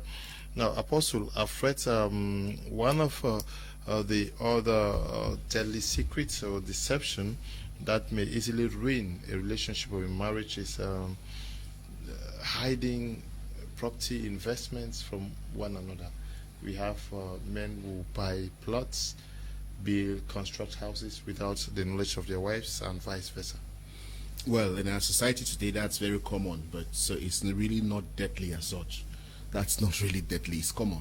Most men do that everywhere. The wives don't even know their bank accounts. The wife doesn't even know how much they have. Some of them even die. You don't even know where to consult who, what document is kept where. It's just a common thing in the society today, so it may not even look deadly. And most women don't really find it maybe very... There are many women with investments without the knowledge of their husband. Yes, on the other hand, the men consider women that are having investments as a very bad wife. That you're supposed to submit everything to the man. But what many women don't know is that no matter how much your husband hides what property, so far as those property are carrying his name, in case of anything that has to go to the level of the court, you divide that property into two. That's how it goes. Monogamy, and you say joint property. And most people sign joint property in the court. Most people, in order to declare their love and to do this, sign joint property. And many women don't know this, so they just go about and they are just careless. You are entitled to half of everything that you people own. Whether the man owns 10 cars, 20, this thing everywhere, immediately you discover all those things. At the level of the court, half of those things belong to you, and it's your right, and that kind of a thing. So don't begin to panic or begin to shake. And also the same for the man. No matter how much the woman has kept for whatever, when in case of anything, half of those goods belong to you. Like Bill Gates and Melinda Gates, they are just at this particular level of their life. They are 27 years in marriage. They are divorcing. Now you ask yourself, why should they be divorcing at this level? Yes, they are divorcing with I think two good children. They are divorcing for what reason? The simple thing is that they are not just going to go like that. Half of their property will be divided, because that's what is at the level of the court. They take it very serious when it comes to the Western world. It's a very serious thing. That's why some of our boys go there and marry some of the people there, so that in case the person dies or whatever, they can easily divide the goods and take some things home and like that. Yeah, but you say it's common. Would you find it very normal that you live with a woman for 27 years, like the case of Bill Gates, only to discover one day that she owns 5-story buildings in Douala, she has plots in... would you find that funny? Why do we put a she? Why don't we also say a he? When we talk about a she, it's because our society has a stigma on women. Yes, it has a stigma on women. Why should it be a she who is discovered? If her own things are discovered, it becomes a problem. But when a man's own are discovered, it's normal. That's the society where we live in. Now, like for example, see what Apostle Amir was talking about, the health issue. When you want to marry from the beginning, you go and do health checks and all the like. And you are dating or getting engaged or courtship for 1-2 years. In the course of that, many things happen in the middle. If somebody contacted HIV and AIDS or some kind of disease during that period, what can you explain? Because after that, there's not going to be any other check.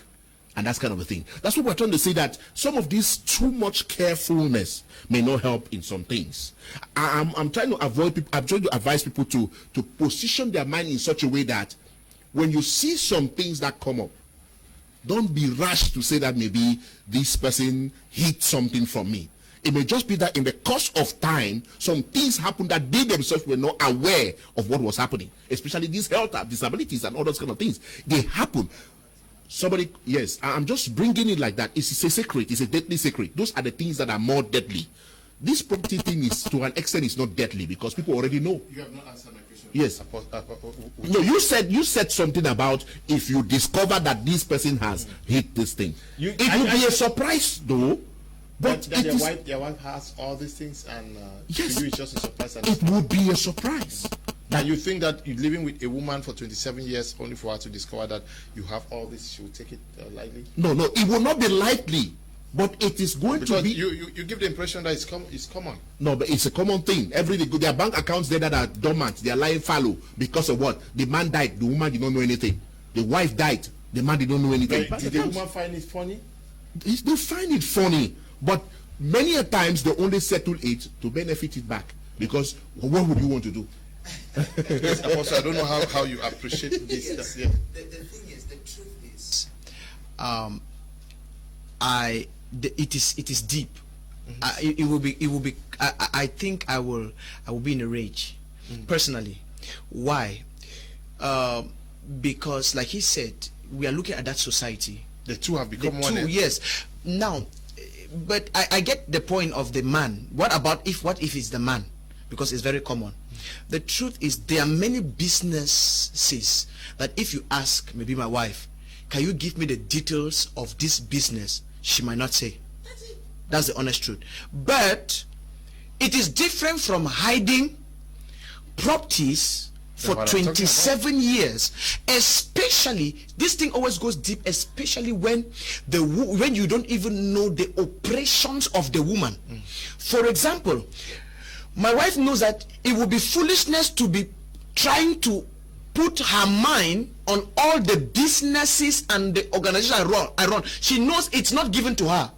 I don't know if you get my point. That is the understanding. I'm trying to talk about it, that it is not a hidden thing.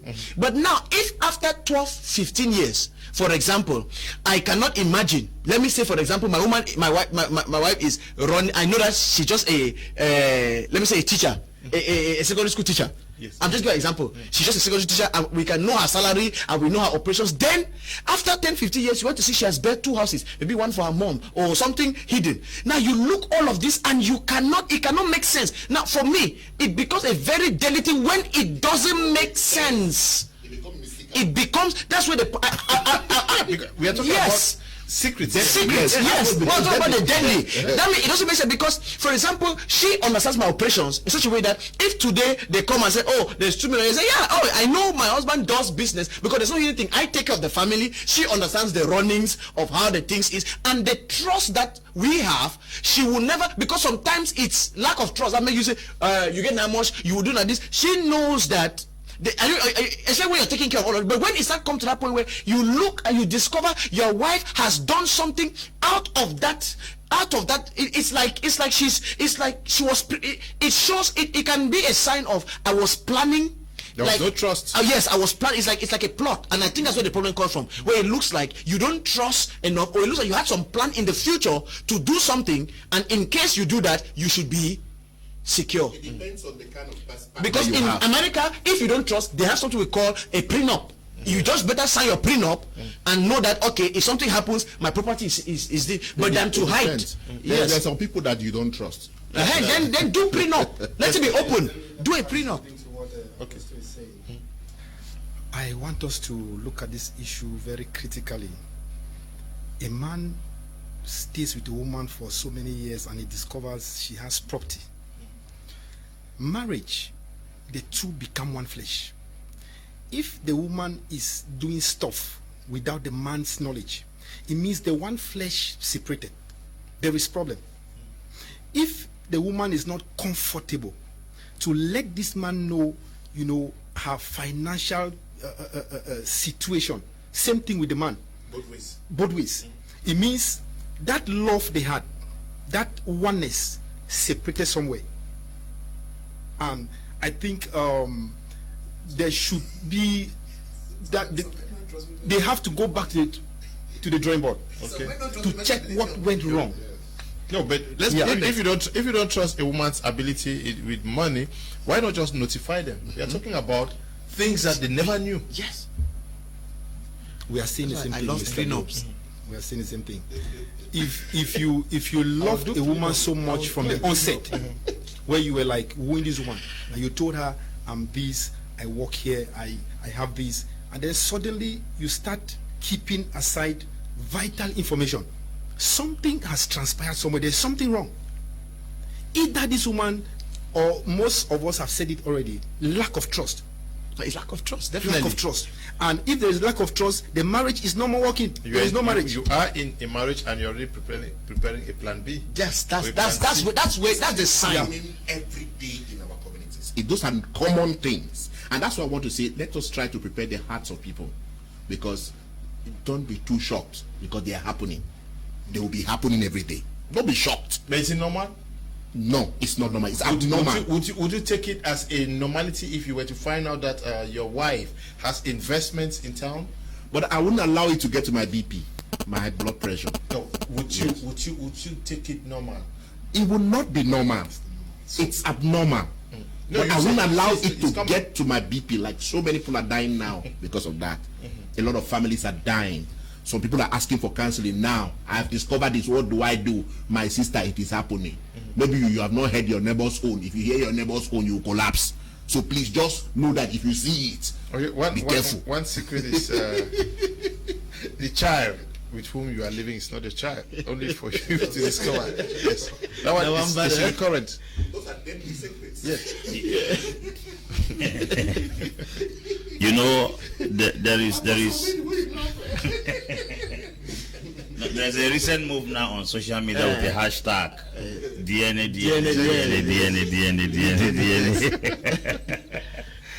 You know, it's very common in our society.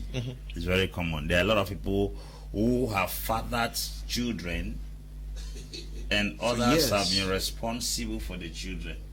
They are irresponsible fathers, and they are responsible fathers. What do I mean? Somebody will impregnate a girl or impregnate someone's wife, and then you are the one taking care of the woman and then fathering the child. This is very common in our society today because of infidelity.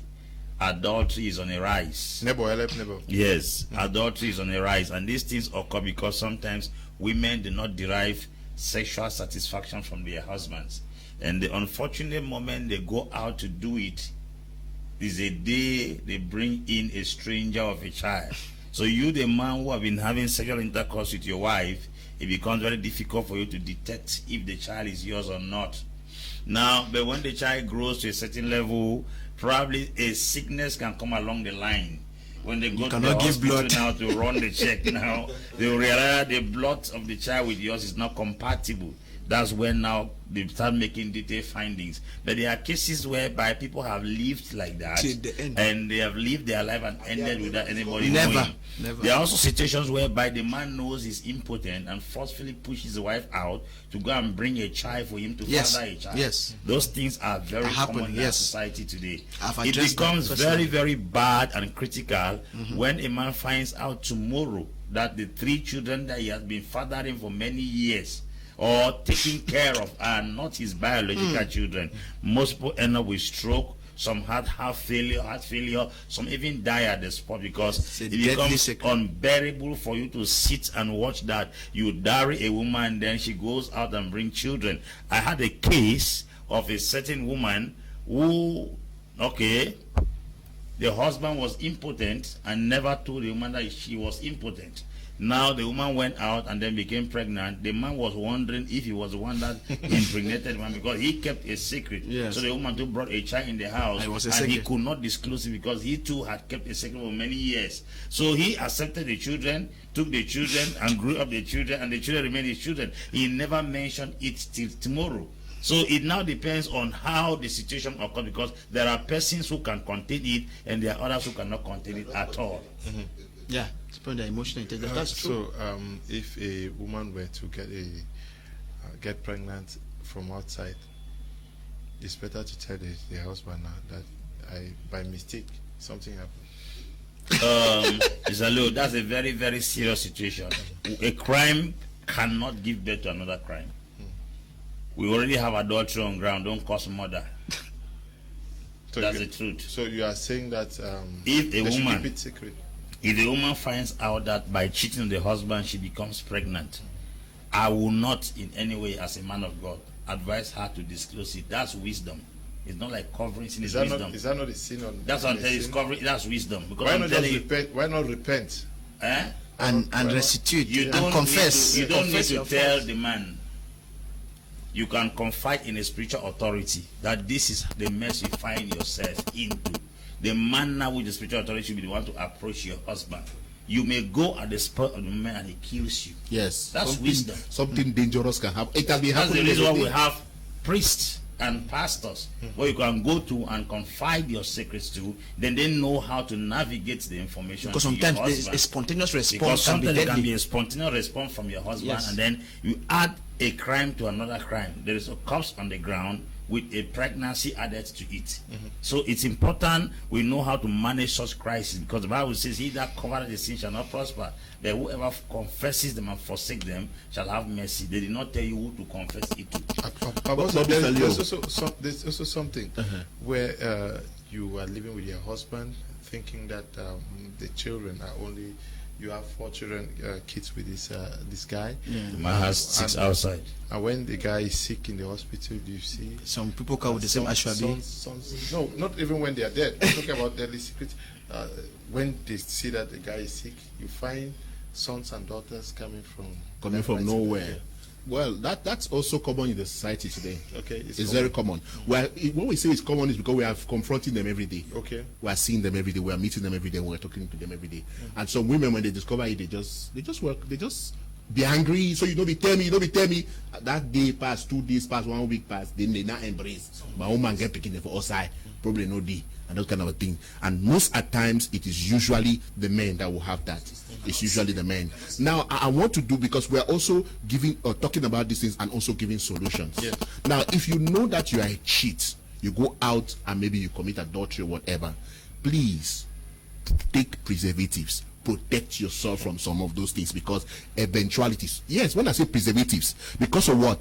If you know you have slept with a man and you know he has put his sperm on you, anything can happen. So what do? You clean up yourself before you go home. Because of what? Why do you keep, when I say preservatives, you go home to meet your husband. No, don't complain. These are the simple things that are happening today. Even if you are married with your husband at home, there are some times where you were not ready for childbirth, and then you sleep with the wife, and because of that time when the church they say leave and we go born up. Not be adultery. We're not talking about legalizing adultery. You don't talk about cover the pikin wey go get about the adultery. Now you talk about cover them. That's adultery. No, I am saying that if at all you find yourself in that situation, one, they will tell you. But preservative, it also helps against sexually transmissible. Those things, protect yourself. Yes, it's true. Protect yourself from the child. Yeah. Yes, protect yourself so that you don't carry unwanted problems to your home. Because normally some of these men push these women, and some of these women also push some men, because a woman will just get up, don't touch me, or she becomes very inactive and becomes very, very repulsive. What happens? These people go out there, and it's very, very common. We're in a society where people don't fear God anymore. Even the church, people don't fear God. So what happens is that people should take precautions in order not to find themselves into some troubles that will happen. Yes, a girl can just get up and start telling you that she's pregnant. Okay, and okay, let me take this message. Please, apart from health issues, if you got married to a man you met in church, knowing that he's a Christian, out of a sudden you notice that the man is a perpetual drunk and smoke cigarettes, and out of that you don't longer have feelings for him, no love also, this man can bear children, and the advice from the hospital is that stop smoking and drinking, and can't stop. If you are the woman, what will you do? After 4 years of marriage and the man can't stop drinking and smoking, and you guys don't have a child, what will you do as the woman? Mercy is writing from Douala. Can you answer her? But let me finish. And in case that the man demand for the woman's salary, how do we address that? This has come like that because the man got married to that woman because the woman was a working class. Okay, not true love there. Mr. Liu, I'm happy for a topic such is plan B a good thing in a marriage. Okay, we are going to be discussing that.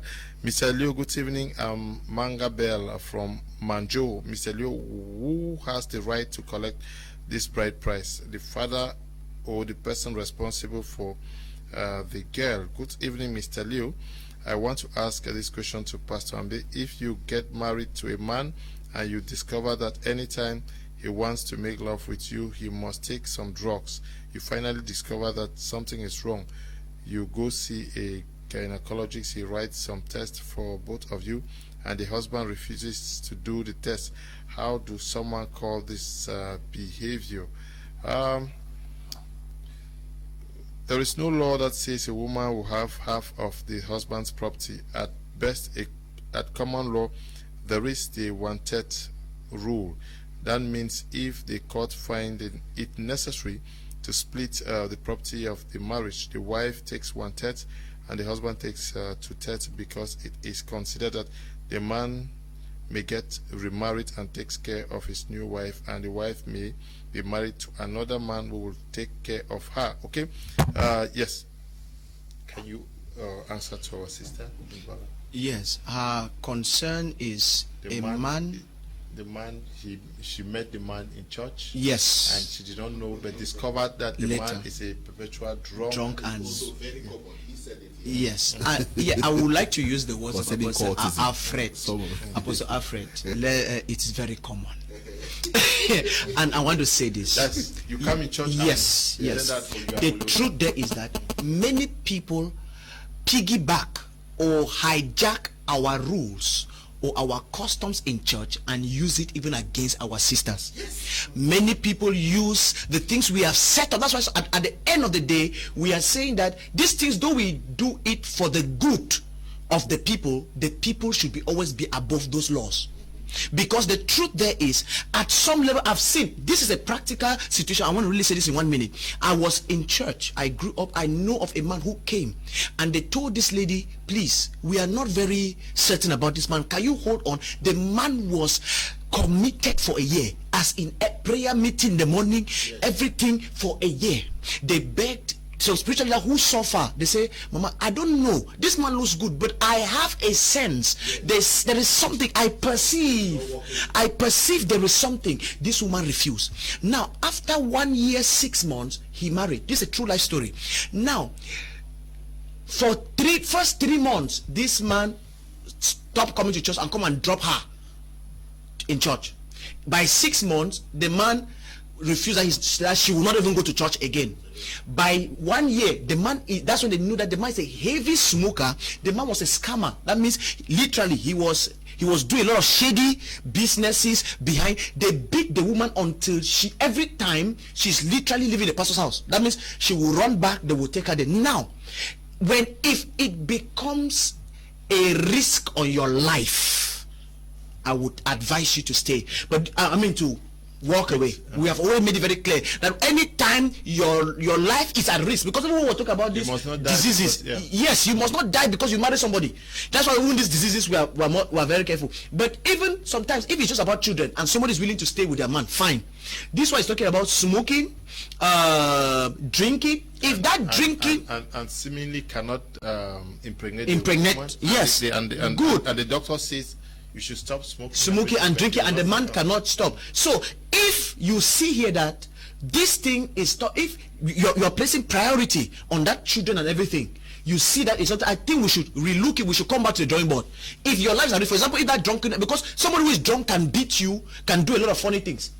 So if you see that it is of danger, we have to look at it. But we cannot just be saying that just because somebody is drinking and getting drunk, you should just divorce. We cannot just sanction on air that, because like we said, people have weaknesses, and people do change. Yes. What would you say in this case? I would like to first of all react to the issue where a woman would have children, and both ways. I would like us to trace the root cause of these issues. Why will a woman find it comfortable to have a child with another man apart from her husband? Let us be very real here. Women, the way they were made, they enjoy sex. They like this sexual satisfaction. It is their build. Really? Now, the only problem or cause here is that the man's ability to satisfy her is not there. Now, I believe we can solve these things. It will depend on how this man presented himself to this woman when they were meeting.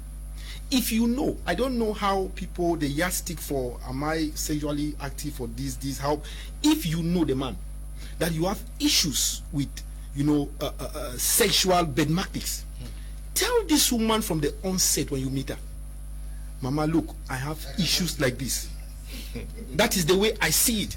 Mama, look, it's like this. This woman, if she loves you, both of you can go now for some help to a man of God, to some hospital.